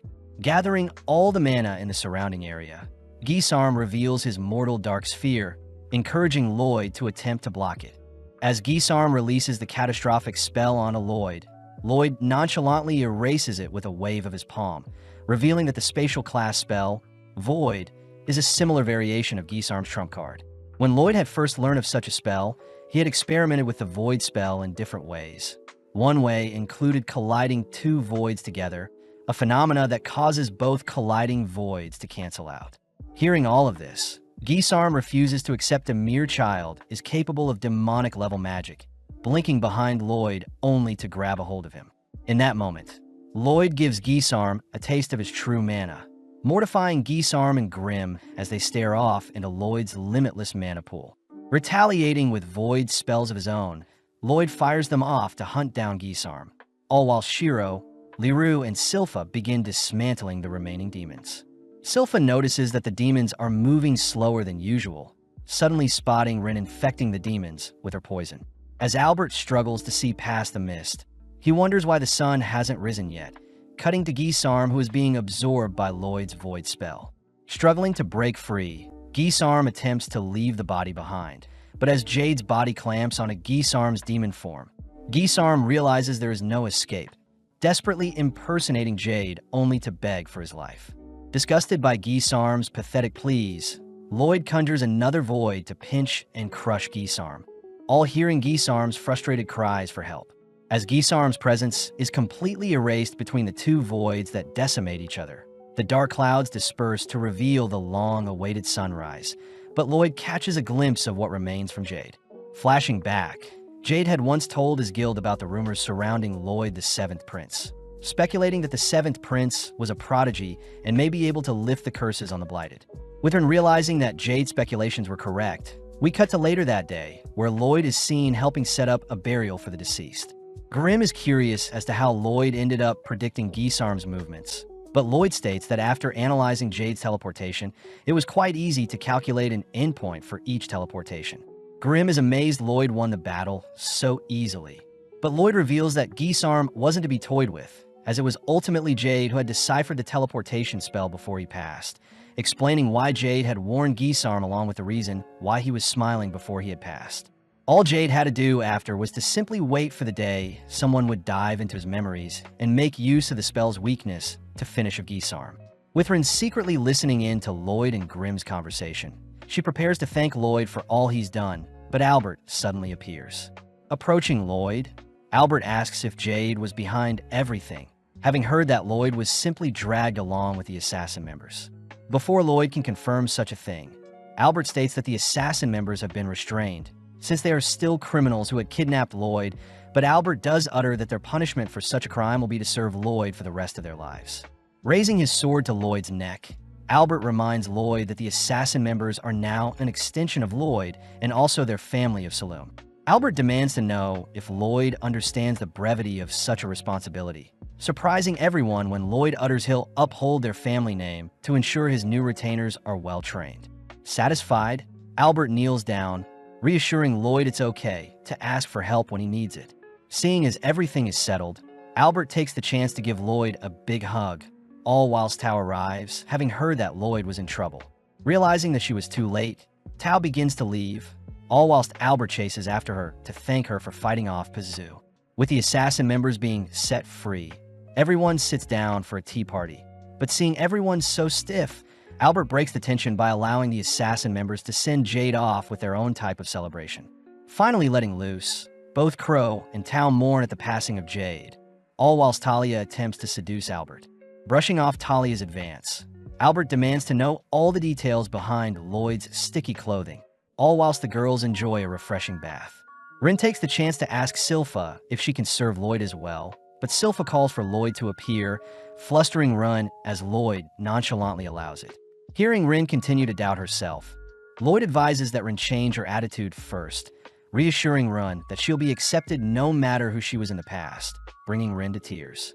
The season ends with Rin starting her first day as Lloyd's new maid, helping Silpha dress up Lloyd, only for Lloyd to report his adventures to the king, spending the remainder of his free time studying up on some more magic. Continuing from the previous season, we follow Rin entering Lloyd's room to tell him about breakfast. But as Rin greets Shiro and Grim, she is suddenly frightened hearing Lloyd's voice. Lloyd announces that he had perfected the mana block Rin used to conceal her presence, a feat that makes Rin speechless, but she suddenly apologizes, seeing as she was too casual with Lloyd. Lloyd says it's been a couple of days since Rin has been a maid, hearing that she is still struggling with the basic manners and chores she must perform, but regardless, Rin promises to serve Lloyd well. Lloyd says Rin can speak to him casually when they're alone, but Silpha appears, declaring that Rin must not address Lloyd casually no matter what. Lloyd is happy to see Rin is fitting in quite well, but as we cut to later that day, we see that the Lordist Kingdom is undergoing repairs. Lloyd is seen testing out the spring web floors Galilea had installed, all still shocked that Galilea had been elected governor of Lordist Island. But Lloyd reveals he had personally recommended Galilea. Lloyd wants Galilea to make the island a safe haven for those that are blighted, something Galilea promises he'll do in order to carry on Jade's legacy. But the gang wonder if they could create a barrier to protect their island. Grim says they should use divine sorcery, horrifying the others as they realize Grim is a demon. But Grim continues by stating that divine sorcery is special magic given to wielders by God and primarily deals with evil beings. Crow and Talia are skeptical of God's existence, but Grim asks that Lloyd elevate his magic with divine sorcery. But Lloyd hints at some conflict he has with the church in the past. Regardless, Babylon and Rin accompany Lloyd to visit a church, but Lloyd asks why Rin is here, flustering Rin as she says Silpha couldn't make it, plus she just wants to spend time with Lloyd. Babylon says one must serve the church through good deeds before they can be blessed with divine sorcery. So as the gang head inside, Lloyd gleefully greets Father Herbal. Herbal is glad to see that a kid is interested in the church, but upon recognizing it to be Lloyd, Herbal reminds Lloyd that he terrorized them 2 years ago, demanding that Lloyd leave. Right on cue, Escher appears to defuse the situation, reminding Herbal that as holy figures they should forgive when possible, and with Lloyd showing off the adorable Shiro, Herbal agrees to accept Lloyd. With Herbal taking some time to adore Shiro's fluffy fur, he assigns Lloyd, Babylon, and Rin-appropriate attire along with a set of chores to start them off. Sadly, within a few minutes, we see Lloyd bored out of his mind, even accidentally breaking a shiny-looking vase only to mindlessly wander away. Escher cries that Lloyd needs to clean up after his mess, but seeing Lloyd apologetic, Escher says it isn't Lloyd's fault. Escher realizes the broken vase is one of Herbal's favorite antiques, wondering how she'll explain things to Herbal, but Lloyd finally feels bad, agreeing to help tidy up his mess. As Rin and Babylon arrive, they ask what Lloyd was like in the past, making Escher reminisce as she says Lloyd only loves magic, suspecting Lloyd is here today to learn divine magic. Apparently 2 years ago, Lloyd would break things as well, having zoned out when doing mundane tasks, and Escher would never scold him seeing how adorable he was. Lloyd wanted Escher to punish him with some divine magic, But Escher says such magic isn't used for discipline, and when Escher asked Lloyd to sing together, an annoyed Lloyd left the scene. Out of nowhere, a demonic-looking monster had attacked their church, something we now know was Lloyd's doing. But when some of the debris from the monster's rampage flew towards Lloyd, Escher had dived in front of Lloyd to protect him. Strangely, Escher was more worried about Lloyd's well-being, even after sustaining a decent amount of damage, something that made Lloyd regret his decision as he retracted the demon and confessed. Ren and Babylon are horrified at what Lloyd did in the past, but Escher says Lloyd isn't a demonic spawn, still remembering the time when Lloyd sang with everyone and entranced the other singers with his magnificent performance. Escher declares she'll have Lloyd join them for their recital today, uttering that Saria will be coming.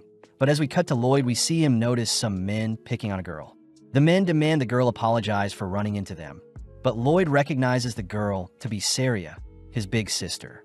Saria is seen asking the men if they're good with playing instruments, immediately turned off when she hears the men don't have knowledge in such things, attempting to leave, but the men aren't finished with her. As the others join Lloyd, they hear that Saria is the fourth princess of the Solemn Kingdom and is a musical prodigy, having mastered all instruments. Sadly, she doesn't care for anything but music. As the townsfolk clear the scene, we see the men getting more aggressive with Saria, but out of nowhere Escher demands the men let Saria go. The men get excited to cop a feel of Escher's body, strangely producing some melodic squeals, but off to the side, Herbal cries that today's recital will be ruined. Babylon fills Lloyd in on the recital featuring Escher and Saria, a performance that is meant to heal those who listen, but this makes Grimm wonder if divine magic can be replicated with a ritual instead of a magic signature. With Lloyd intrigued to learn more about music that heals, he calls upon Run to stop the men, all while Saria is busy scolding the men for pleasing Escher in the wrong way. In mere moments, Ren unleashes her poison, specifically putting Herbal, Saria, Escher, and the two men to sleep, a feat accomplished with Mana Block.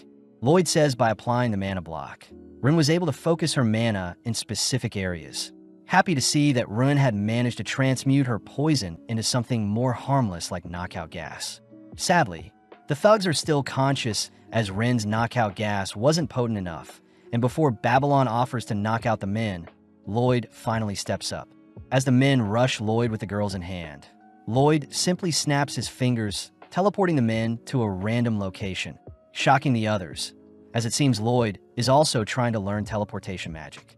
Back inside the church, Herbal is told that Babylon and Ren ended up dealing with the thugs, all whilst Babylon and Ren quiver, amazed that Lloyd is carrying on Jade's legacy by attempting to master his teleportation magic. Ren wonders if one day Lloyd could master her technique as well. And with Herbal heading off to prepare for the recital, we see Saria lean in close towards Lloyd, having barely remembered Lloyd to be her younger brother. Escher says it is impressive that a music-obsessed fiend like Saria could still remember Lloyd's name, reminding Escher to invite Lloyd to sing alongside them. But Saria intervenes, declaring that Lloyd isn't ready and instead will watch their performance. With Saria asking Lloyd to pay close attention, Lloyd gets excited to learn more about divine sorcery, especially since it may be replicable with rituals, similar to rain dances. At that moment, both Lloyd and Babylon detect a strange presence, but in the blink of an eye, no traces of it are left behind.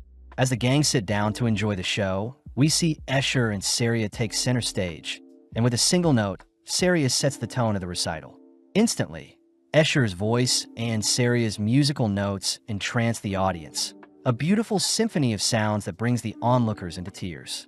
Lloyd is amazed by the recital, taking the chance to draw his blade as he slices the magic around him, only to analyze the mana signature to resemble a healing spell with a strange pattern. As specks of light rain down and heal the audience, Lloyd admits that Escher's divine magic is something he can't learn just yet, but more interestingly enough, Lloyd can sense a gaze watching over the recital. Lloyd says a being very high above them is watching, wondering if it could be one of God's servants, only to teleport away before Run and Babylon's eyes. Having used Shadow Wolf to teleport to the mana signature watching them, Lloyd is seen flying endlessly through space, suddenly smashing into a strange realm filled with clouds. As Lloyd and Grimm explore the cloud-filled scenery, they stumble onto a structure with their culprit sitting atop the stronghold, declaring that the figure before them was the one gazing at them from above.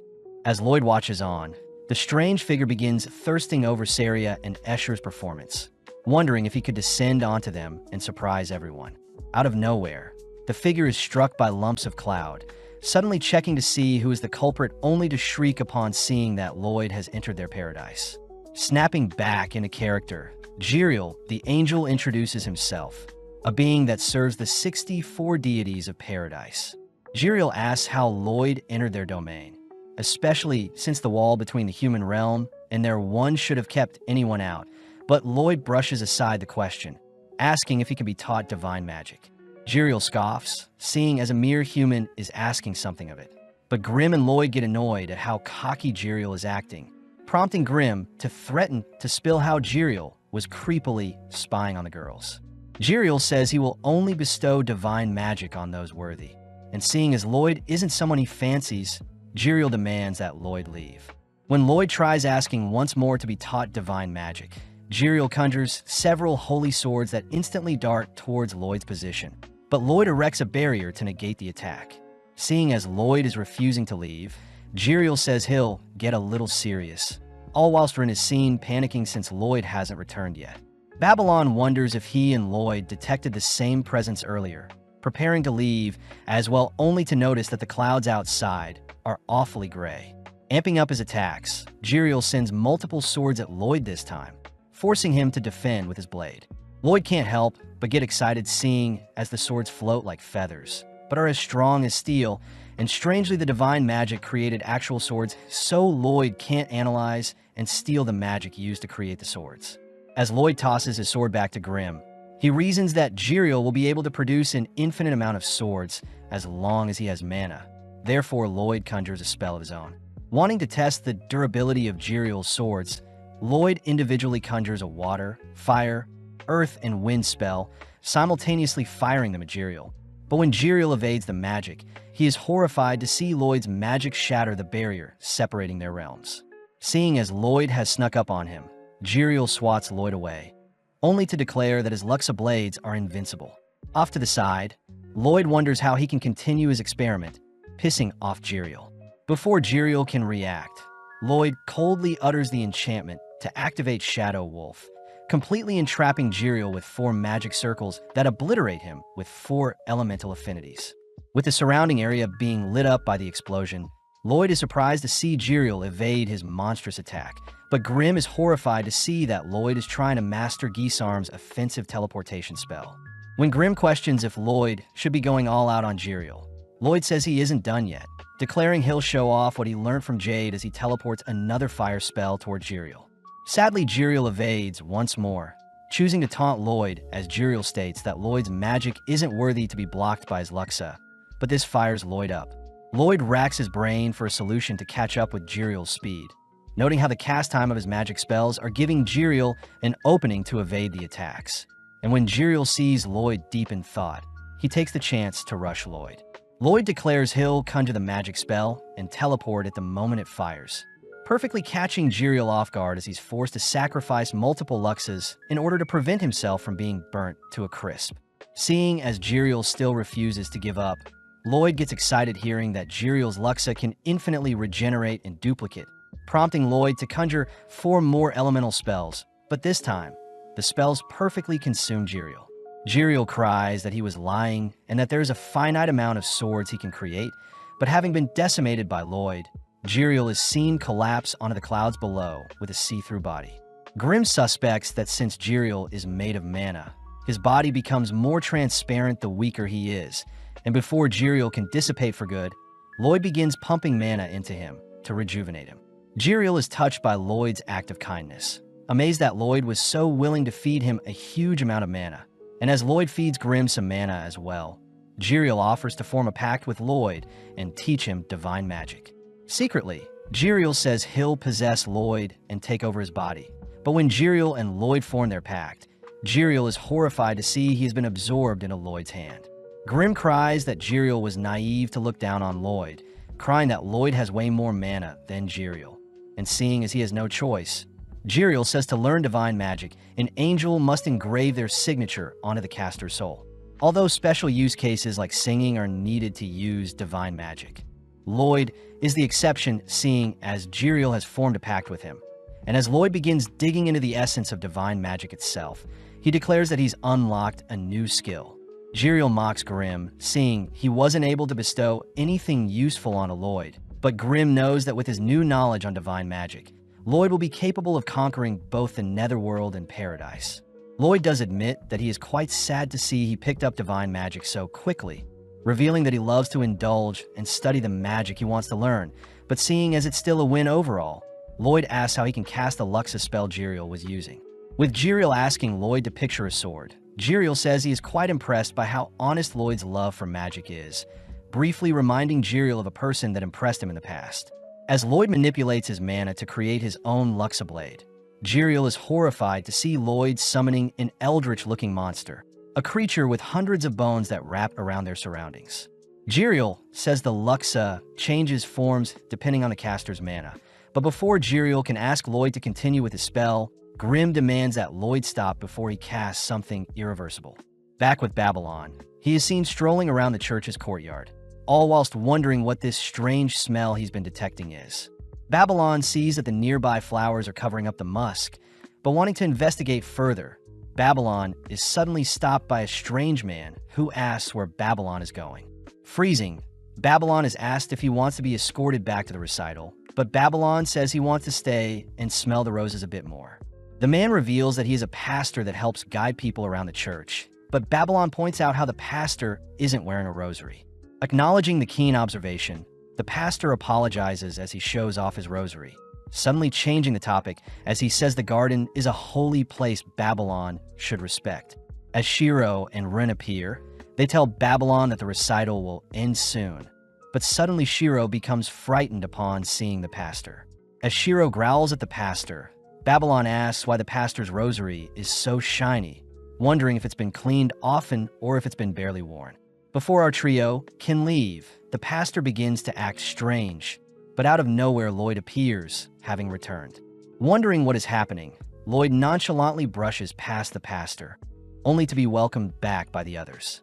With Lloyd and the others heading back to the recital, Jiriel notices something familiar about the pastor, but regardless, the gang head inside to praise Escher and Saria for their amazing performance. As Lloyd holds back Jiriel from thirsting over the girls, Babylon asks if there is anything special about the garden in the church, but Escher says the garden is where they bury pets that have lost their lives. Babylon reasons that the corpses must be the strange smell he was sensing, but he can't get the weird interaction with the pastor he had out of his mind, something Lloyd picks up on. With Lloyd declaring that he'll be leaving the church, we cut outside to see it pouring, all whilst the pastor curses at himself for losing his previous rosary and his new one almost blew his cover. Suddenly, a tile from the floor opens to reveal some disturbing-looking creatures, prompting the pastor to declare that he'll need to be more careful seeing as their momentous day is soon to come. Back at the Lourdes Castle, we see Jiriel teaching some of the assassin members how to manifest their own luxes with divine magic. But Jiriel is annoyed that Lloyd wants him to create a pathway to speed up how the assassin members conjure their luxes. Before Jiriel can mention the only other person he's blessed in the past with similar privileges, Lloyd asks Jiriel to morph into a smaller form, seeing as his human form stands out too much, and with Grimm teasing Jiriel, Jiriel shows off his bird form to the gang.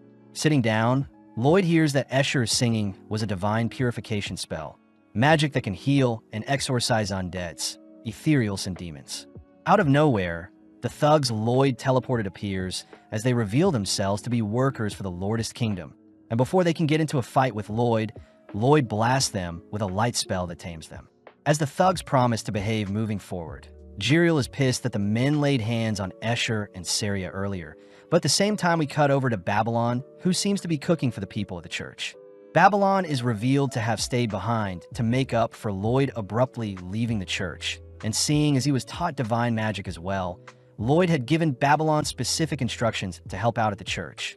At home, Lloyd is greeted by his gorgeous maids, something that makes Jiriel jealous as Lloyd's prince status is a life he wished he had. Upon seeing Lloyd's doll clone, Jiriel wonders if he can take over the body to do devious things, but Grimm forbids Jiriel from touching Lloyd's clone. Lloyd says he wants to test out divine sorcery on undeads and ghouls, and before Lloyd can explain more, we see Silpha entering the room. When Lloyd asks if Silpha wants to go ghoul hunting with him, Silpha immediately clears her schedule, only to excitedly accept the invitation. Heading out with Run and Shiro, the gang cross the Great Dean Bridge, the sole connector between the east and west sections of the city. As the gang stroll through town, they hear that the Adventurers Guild have reported sightings of ghouls in town, and sadly the creatures can't be tracked down as their rotting flesh are similar to rotting food waste. Lloyd says the spectral detection can't be used seeing as it's quite crowded, but coincidentally, the gang bump into Escher and Saria, who are out on some shopping. When the girls invite Lloyd to have some pancakes with them, Lloyd jumps on the idea, all heading into the restaurant that specializes in pancakes. Grimm is surprised to see Lloyd fixated on something that isn't magic, but Lloyd says that pancakes are quite magical as they are fluffy and delectable, especially when they're combined with honey syrup, a revelation that makes Lloyd's companions droll. With Saria and Lloyd both bonding over their love for pancakes, we see the gang tuck into the fluffy desserts, only for Escher to ask what the gang is doing in town. Escher is surprised to hear they're hunting for ghouls, especially since more people have had to take refuge in the church after being strangely attacked by some ghouls. Lloyd hears that most attacks have occurred on the Dean Bridge, the cemetery to the left of the church and the alley to the right of the church, and interestingly enough, the previous adventurers sent to deal with the ghouls have all gone missing, intriguing Lloyd more. Saria says she wishes for their recital to not be canceled as they'll need to put on a show to celebrate God's birth during the Great Advent Festival, where both the Pope and King will be attending. Seeing as Escher and Saria are working hard to put on the perfect show, the gang get pumped up to wipe out the ghouls to ensure their performance goes well, but Rin seems motivated more than ever. Rin says she is grateful to have experienced so many new things in her new life, declaring she'll protect the city no matter what, and seeing as their first location to search is the Dean Bridge, the gang head towards the sewers to kick off their search.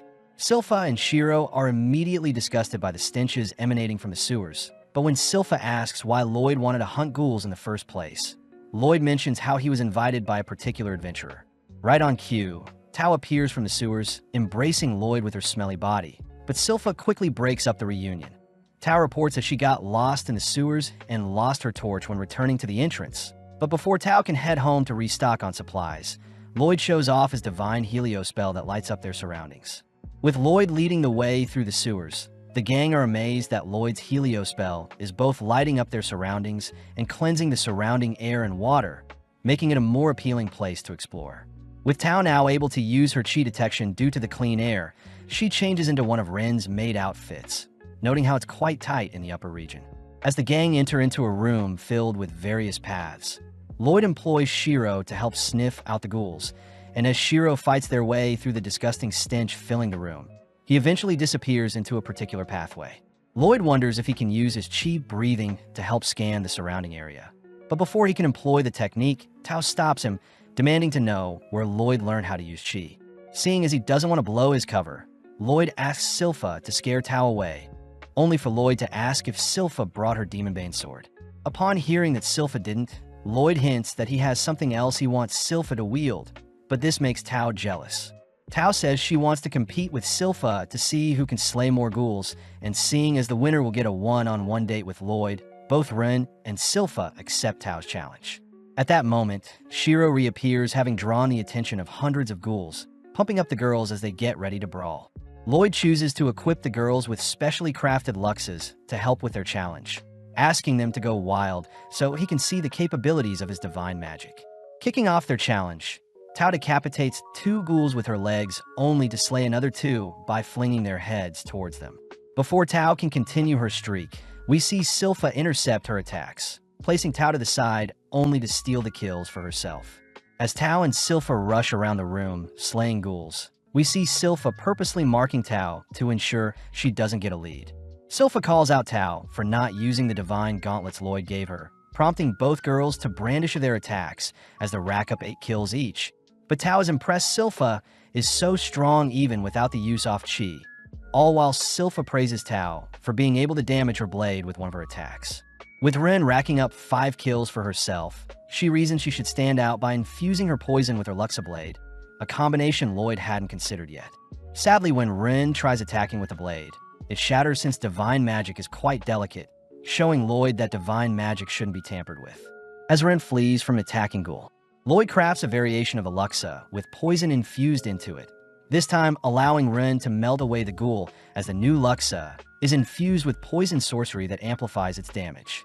Grimm isn't surprised that Jiriel didn't know such a thing was possible, and now that Lloyd is free to experiment with divine magic, he equips Silpha with a floppy water blade that allows her to reach 23 kills. As both Ren and Tao racking up the same amount of kills, we see all three girls neck and neck as they rush towards the two remaining ghouls. But out of nowhere, a demonic-looking creature flings the girls aside. With Lloyd and the creature locking eyes, we cut back to the church where the suspicious priest is seen strangling Father Herbal, and before a weird-looking ghost can possess Herbal, we see Escher speechless upon seeing what is happening. With all three girls mortally wounded, we see Rim take note of some thread coming off the demonic creature, and as Tao attempts to rush the monster, it sends out a thread that forces Tao to kneel before it. Lloyd is intrigued to see what the creature did to Tao, but before the monster can reach out to Tao, Silpha swats away its hand. As Silpha and Tao get ready to brawl, we see Rim acting strange, having realized something, but out of nowhere the creature sends out a thread towards Lloyd, but Lloyd chooses to meet the thread head-on. In an instant, the creature is overwhelmed by Lloyd's horrific mana capacity, but is still able to dodge a sneak attack from the three girls. Rim cries that the creature's spinal cord and automatic reflexes are an indicator of what it is, and as Lloyd inspects the thread he tore off from the creature, he sees that the thread resembles a miniature spinal cord. In the past, Jade had told Ram about the Neuron Blighted, a man that can create spinal threads that can interfere with people's movements via contact, and with threads wrapped around himself, the man can react faster than most beings. Jade says the Neuron Blighted was used to quell a civil war, a horrific fate for the man, seeing as he too was unable to control his blighted powers, and this caused the man to go berserk and slay both opponents and allies. When no one could slay the man, they put a bullet through his heart and threw him into the nearby sea. But rumor has it that he's become a ghoul that moves on his own. The girls are able to see the spinal threads, panicking seeing as the man is a powerful ghoul, but Lloyd says he has never heard of a ghoul retaining memories from their past life. With the girls rushing the ghoul in tandem, we see the creature toss out hundreds of threads to entrap the girls, ultimately throwing them to the ground. At the church, Escher cries for the priest to stop choking Herbal, but the priest simply calls for his ghost friend to possess Escher as he'll simply dispose of Herbal's body.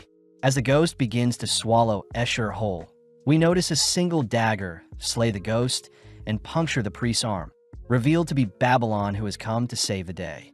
Seeing as there is a threat, we see the mysterious priest transform before everyone's eyes, taking on a demonic-looking form. When the ghoul glances at Lloyd, it begins its march towards the boy, but the girls instantly rise up, declaring that they've figured out the monster's tricks. With the girls drawing the Luxes, we see the creature shooting out its web of threads once more, but this time the girls manage to make their way through the threads. Before the girls can land lethal blows, the ghoul reflexively defends against all three attacks, only to blow Tao and Rem back. Seeing an opening, Silpha thrusts her blade towards the monster, but it manages to catch Silpha's blade, giving Rem the chance to mount the creature. Making use of her poison, Rem begins infecting the monster's brain with her neurotoxins, officially paralyzing the ghoul's spinal threads. Tao rushes in for a kick to the head, only to follow up with a flurry of punches, but she swiftly evades, having detected the ghoul hardening its thread in an attempt to cut her. As Tao leaps back, she sees the hardened thread dicing up the ghouls around her, and as the ghoul leaps into the air and buys time for Rem's paralysis to wear off, it fires off another cage of threads at Tao. Countering with a chi tornado, Tao is able to wrap all the threading around her Luxa gauntlet, only to fling the ghoul towards Silpha. Taking a stance, Silpha welcomes the challenge as she employs a dual blade slash that sends the creature flying. But before the girls can celebrate, Silpha says he was able to block the last second since his paralysis wore off. The girls wonder why Silpha is playing around with such a floppy sword, all still wondering how a blighted being is able to control their powers so well. But at the same time, we see the ghoul taking the chance to flee the scene.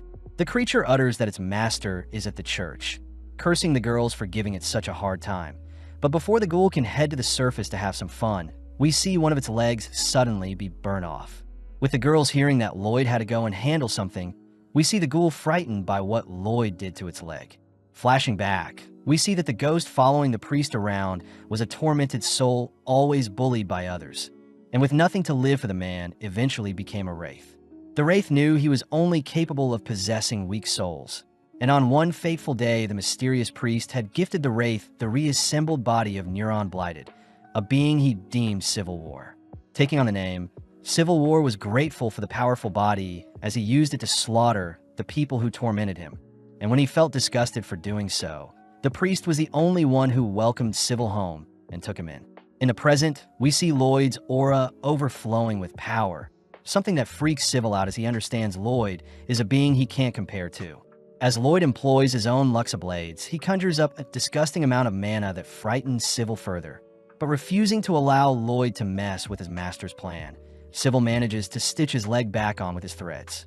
As Civil rushes Lloyd, he is forced to duck and weave, all whilst giving up one of his arms to evade the onslaught of the 7 goddess blades Lloyd is using to surround him. And having spotted an opening, Civil rushes to attack Lloyd from behind. Sadly, Lloyd's perfect barrier halts Civil's attempt, and as Civil and the wraith's life flashes before their eyes, we see Lloyd choose to spare him. Lloyd confirms that Civil is no longer reacting reflexively and is now moving on his own, excited to study Civil as Lloyd plans on taking Civil to meet the other Blighted at Lourdes. Lloyd is surprised to see Civil can talk, only to warmly offer Civil a place to stay, words that make Civil tear up. Civil cries that he is grateful for the love Lloyd has given him.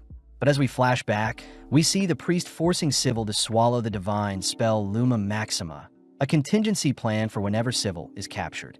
In the blink of an eye, Civil's body is eradicated, alerting the priest to Civil's demise. Although Lloyd is unharmed, Lloyd chooses to retrieve the blade Civil had lodged in his skull, intrigued to see what Civil's master has in store for them. On the surface, Babylon orders Escher to take Herbal to the Adventurers Guild, and although Escher doesn't want to leave Babylon behind, she forces her body to drag Herbal to safety. Babylon admits that he stands no chance against the priest, and before he can make small talk with the priest, we see the priest extend an attack with his demonic arm. Although Babylon can evade, he remembers the moment where Lloyd had entrusted him with protecting the church, uttering that Babylon should keep an eye on the mysterious priest and rely on his intuition to survive. As Babylon charges up a spell, he says he is surprisingly calm even when faced against such a powerful being, choosing to toss out some projectiles that don't faze the priest. When the priest extends his claws towards Babylon, he forces Babylon to dig deep, inspired by Lloyd's words as he manages to slip by the priest's defenses. Instantly, Babylon blasts the demonic priest with hundreds of glow-purifying spells, an attack that stalls the priest. Sadly, the priest locates Babylon through all the blinding lights, only to puncture Babylon's heart, swiftly ending their brawl. At the same time, we see Escher taking Herbal to safety, all whilst Lloyd and the gang seem to be waiting out the storm. The priest declares that his own body isn't so easily taken down, turning to leave, but suddenly Babylon springs back up, declaring that the priest had missed his heart. It's revealed that Babylon is able to rearrange his organs and bones in his body, successfully evading the lethal strike the priest dealt. And now that he is close to the priest, Babylon tenses up his body and strikes the priest with a powerful blow. Unfortunately, the priest's stiff body ends up reflecting the impact on a Babylon, inspiring Babylon to surpass his limits. Further infusing mana into his muscles, Babylon fires off a flurry of punches, all whilst hoping that Escher was able to escape successfully. After a few seconds, the priest simply flings Babylon away and into the church, mocking Babylon's pathetic use of divine sorcery. The priest mentions how he too can use divine magic, suddenly casting his own Luxa that manifests into the unholy blade Excalibur, a weapon that terrifies Babylon. The priest gets excited to skewer Babylon, but as we cut over to the Adventurers Guild, we see Katarina handing out towels to other adventurers who have made it out of the pouring rain. At that moment, Escher appears with Herbal's unconscious body, drawing in the attention of everyone. When the adventurers asks if Escher needs any help, Escher tries crying out for help, but she suddenly stops herself. Choosing to leave the scene alone, Escher feels sorry for Babylon, as she could tell that none of the adventurers present could stop the demonic priest, and as Escher runs through the rainy streets alone, she wonders how she can help Babylon. Escher cries out to God to help her, suddenly reminding her of Saria, who had scolded Escher in the past. But as Escher takes a horrific tumble, we see Lloyd appear with an umbrella to shield her from the rain. Lloyd says the others are buying raincoats for them, so Escher should wait here, but strangely Escher cries out for Lloyd to help Babylon. Realizing she was asking a mere child to do the impossible, Escher quickly wipes away her tears, but before she can correct herself, Lloyd has already disappeared. At the church, Lloyd is horrified to see Babylon bleeding horrendously, having been punctured with hundreds of luxes. Cutting over to Babylon's view, we see him speaking with Jade, uttering that he doesn't regret giving up his life to save Escher's. Before Babylon can ask to catch up with Jade, Jade suddenly points Babylon to some singing that seems to rejuvenate Babylon. And as Babylon heads towards the singing, he nonchalantly passes by two mysterious people. Waking up, it's revealed to be Escher, who had been singing effortlessly to heal Babylon, exciting the assassin members as they cry out that Babylon's been asleep for 3 days. Babylon hears that Lloyd had taken his body to Lourdes for Escher to heal, all whilst Tao was stationed at the church. And Silpha told the Adventurers Guild and both Albert and Saria about what transpired on their ghoul hunt. Luckily, Escher and Herbal will stay at the Lourdes Kingdom for safety, and any other workers will be housed at the Saloon Mansion. As for Lloyd, we see him arrive just in time to welcome Babylon back, revealing that he and Jiriel had tried healing Babylon themselves. But it was ultimately Escher who stayed up the past 3 days to sing and heal Babylon. Babylon is grateful for everyone's help, choosing to fill everyone in on the priest's ability to shapeshift and use luxes, but Jiriel refuses to believe he blessed such a demonic man. Babylon adds that his glow divine magic did nothing to the monster, but Lloyd says purification magic only works on those who are guilty, and seeing as that monster of man didn't feel bad for harming Babylon, Lloyd declares he'll need to investigate things further. Speaking to Herbal, Lloyd hears that the priest wanted a wraith to possess both Herbal and Escher to further infiltrate the church, swiftly asking Babylon what made the priest suspicious. Babylon simply utters that he was rounding the garden during his free time, and coincidentally he saw the priest. And seeing as Escher had mentioned that the priest hated her singing, Lloyd deduces that something is off with the garden. As the gang return to the church, they're amazed to see the two crooks have been hard at work tidying things up, but Babylon sees that something is bugging Escher. Lloyd asks Tao if anything happened while he was gone, hearing that Katerina came by to learn about the incident, but right on cue Katerina appears. Katerina is clearly pissed off at what the priest had done, revealing that she had reported the attack to the church's headquarters. At the same time, we follow Pope Gaetan receiving news of the attack by the mysterious priest. And when the Pope and his followers hear that the man was using the Luxus spell, they refuse to believe such a monster could have been using divine magic. The followers even begin accusing Babylon of spreading false rumors, but Gaetan silences everyone, declaring that they'll request Katerina to submit some evidence if they want the church to act on anything. Katerina is clearly pissed that the Pope doesn't believe them, apologizing to the gang, as it seems the Adventurers Guild won't be of much help to them. But Lloyd declares they'll destroy the garden if it means they can gather some evidence. Herbal reminds everyone that such a sacred place shouldn't be tampered with, but Lloyd says he can't use Shiro, seeing as he's been acting weird lately. Taking charge, Crow uses his cursed speech to command the surrounding crows to help them look for any leads nearby, all while Shiro continues to play with a garden pillar nearby. At that moment, we see Saria arriving with Rem and Silpha, all relieved to see that Babylon is safe, but Saria is more annoyed that Escher skipped out on her recital, choosing to punish Escher with some slaps. Saria asks if Escher will be ready for their recital in 3 days, something that makes Escher flinch, but this makes Babylon speak up. Babylon says Escher may still be in danger, so it would be best to cancel the recital. But with a cold glare, Saria says she'll perform alone and that the recital must go on. As Saria leaves, we see Crow point to a location at the center of the garden that his crows are interested in, prompting Silpha to feel around only to trigger a pressure plate. With the hatch now opening up, we see a dense amount of musk fill the surrounding area, a smell that alerts Shiro. Grinning, Lloyd says the hatch is made of a material that prevents detection by magic and chi. And as Lloyd begins his descent into the basement below, we see Babylon wishing everyone the best. Out of nowhere, Escher cries that she wants to go as well, something the gang isn't opposed to, as we see that Escher needs to overcome whatever is plaguing her mind. Following Shiro, we see him still freaked out by the gang's discovery, but refusing to leave his master behind, Shiro rushes after everyone and into the smell pit. On the other side, we see the gang stumble onto a horrifying sight, all speechless upon seeing various massive green test tubes that seem to be preserving strange entities. Flashing back, we follow the moment when Babylon's lifeless body was taken back to Lordest, something that horrified the assassin members as they refused to believe another one of their family members had been slain. When Escher offered to sing to heal him, Talia had to hold herself back from slapping Escher, reminding Escher that a priest was the one that harmed Babylon.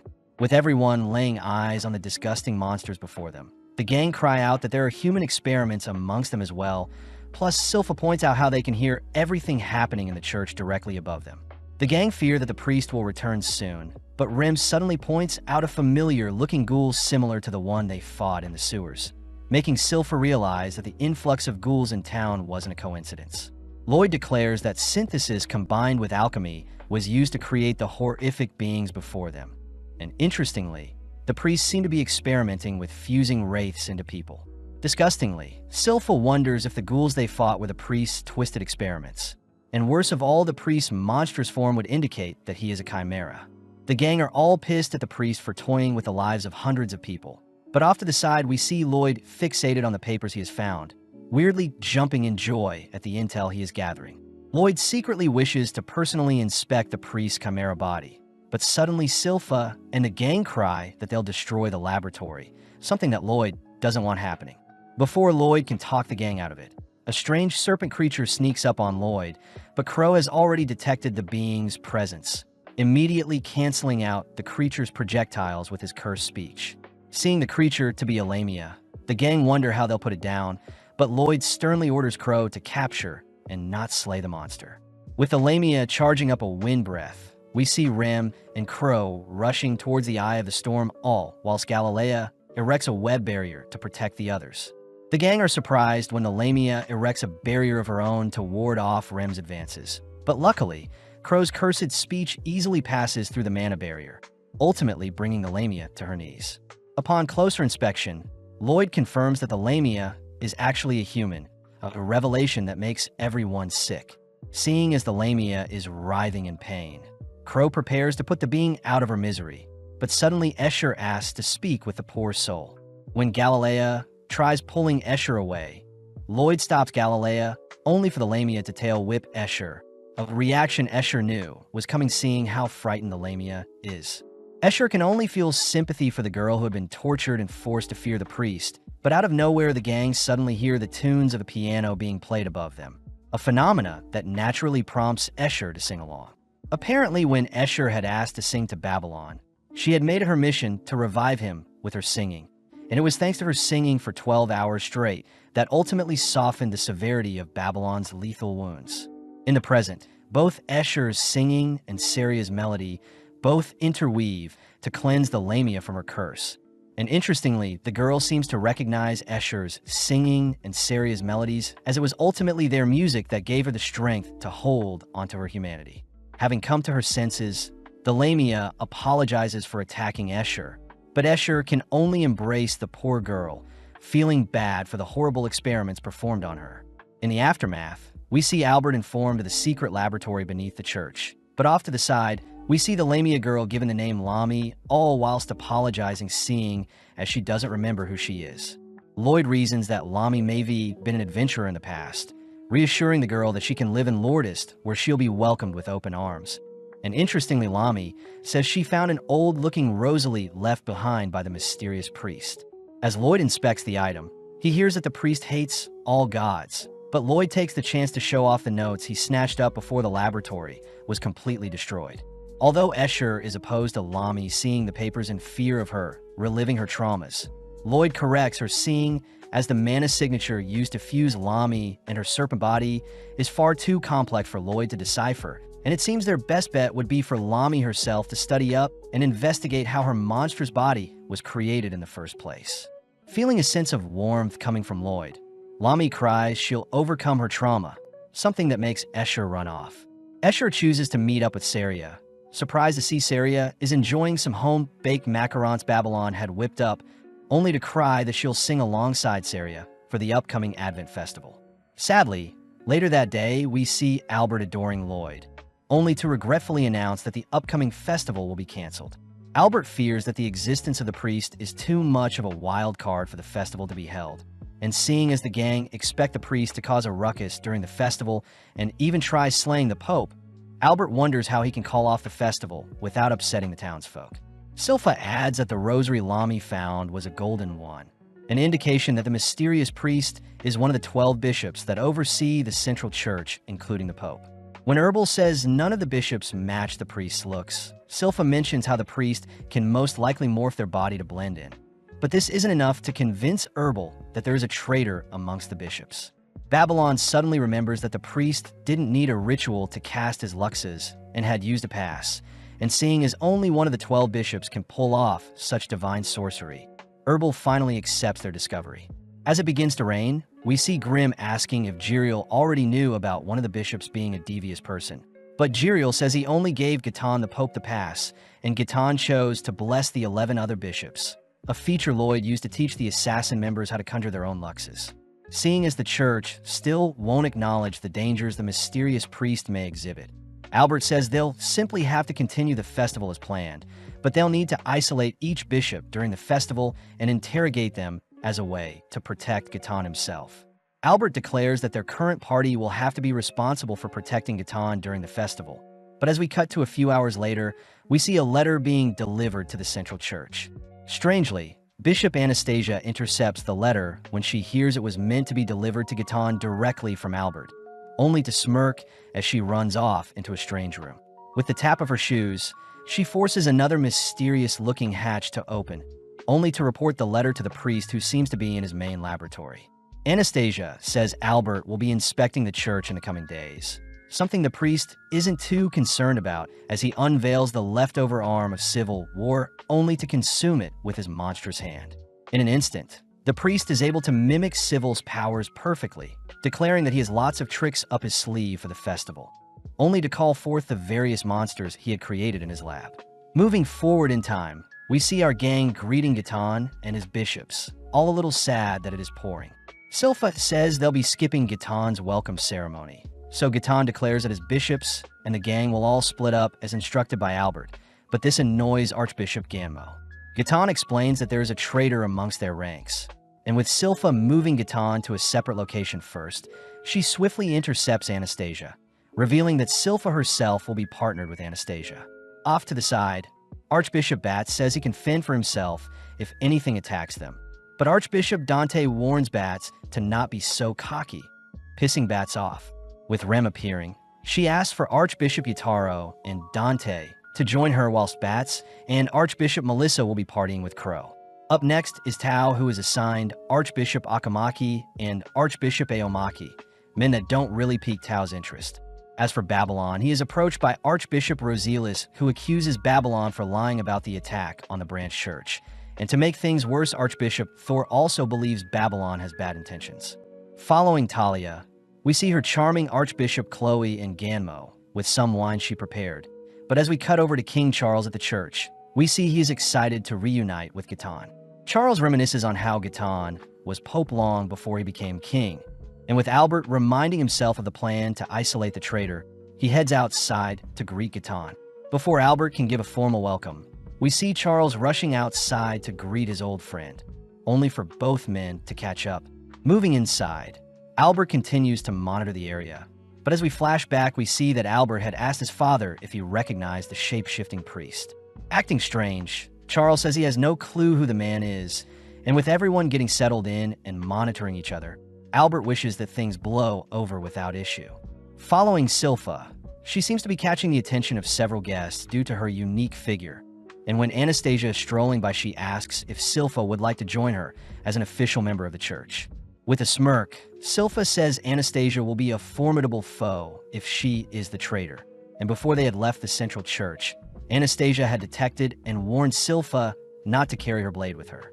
As Silpha closely watches Anastasia's every move, Anastasia can't help but be annoyed, and seeing as Anastasia had already noticed the crow's crow had positioned as watchbirds over the church, she declares that they must proceed with their plan regardless. Out of nowhere, several loud thumps can be heard in the church, but as we zoom out, we suddenly see a massive creature appear behind the church. With a horrendous roar, the creature's presence is felt all across the kingdom. And before Albert can order the guards to brace themselves, Giton mysteriously utters that the gates of hell have opened. As Giton utters some cryptic words to Charles, we flash back to see a younger-looking Giton who had been selected to be the next pope, only to be brought before several archbishops. To complete the ceremony, Giton was struck by multiple Luma Maximus spells to test his purity, all whilst the young boy watched from the sidelines. And when he had passed the test with flying colors, he was given the title of Pope for being pure. Interestingly, Giton was concealing a dark secret in his heart, a poison that no divine magic could ever detect nor remove, and after many years Giton, the mysterious Pope, had managed to keep his identity a secret from everyone. Manically, Giton utters that he had planned to unleash his chimera horde, but Albert destroying his branch laboratory slowed things down. Sadly, Giton had chosen to rip random holes across town, where his chimeras can run amok. Albert is completely speechless as the person they are meant to keep safe is actually the traitor. And as Giton mysteriously floats onto the nearby ledge, he declares that he'll have to snuff out Albert and Charles to ensure there are no witnesses. Raising up an arm, Giton disgustingly has eyes and a mouth sprouting from it, but out of nowhere, Jiriel appears. Giton is surprised to see Jiriel, only to question if God even exists, as they still haven't shown themselves to stop all of his evil doings. Albert wonders if he can buy time for Charles to escape, but sadly Giton conjures two demonic-looking arms to restrain Albert and Charles, only to show off two additional sharpened arms. Charles utters that he knew Giton was the suspect the moment he saw the picture Albert gave him, asking if Giton's deceased child had driven him to madness, but Giton refuses to answer. As Giton's grip begins to tighten, we see Charles asking for Jiriel to save Albert, but Albert cries that Charles needs to live on. With Jiriel unable to move, we see Giton preparing to slaughter Charles and Albert, but with the snap of his finger, Lloyd teleports everyone in the vicinity to safety. Completely baffled, Giton turns to see Lloyd coldly entering the scene, only to get excited as he realizes that Lloyd may be someone worth taking on. Giton remembers brushing past Lloyd in the past, curious as to how a mere child could enter heaven when he himself couldn't, admitting that he wants to wipe out a nation and cause an atrocity to force God to appear before him. With Lloyd and Giton standing before each other, Giton declares that he'll make Lloyd one of his sacrifices to complete his grand scheme, all whilst Albert and Charles, along with all the others Lloyd had teleported away, are seen in the saloon castle. Diane rushes to ask what happened, prompting Albert and Charles to declare that they'll be taking on the monsters that have appeared in the kingdom. But as we cut back to Giton, he is confused to see Lloyd's mana manipulation. Giton says he can sense Lloyd is expending a huge amount of mana to conceal his presence. And with Grimm reporting that Escher and Saria are safe, Lloyd orders Jiriel and Grimm to help take out the chimeras on the street. When Jiriel asks to help, Lloyd sternly says Jiriel is too weak, and in the past Grimm had asked why Lloyd doesn't just locate Giton with his magic. Lloyd had revealed that Giton is also concealing his presence, making him on par with a demon lord, and with Lloyd promising to not be reckless, we see Grimm and Jiriel leave the scene. Attempting to stop Jiriel, Giton conjures his unholy Excaliburs, but having taken his eyes off Lloyd, Lloyd masterfully blasts Giton with a fire spell. With Giton able to block the spell, Lloyd simply compresses the magic to make it more deadly, forcing Giton to block the spell with several barriers only to deflect the beam entirely. Teleporting and smacking Giton in the face with some chi-infused kicks, Lloyd continues his onslaught by conjuring his 7 godly luxes that puncture and blow Giton through the church's ceiling, a spectacle that horrifies Grimm and Jiriel. Seeing the surrounding scenery, Lloyd sternly declares that Giton had crossed a line, but Giton simply smirks as his unholy Excalibur begins to morph.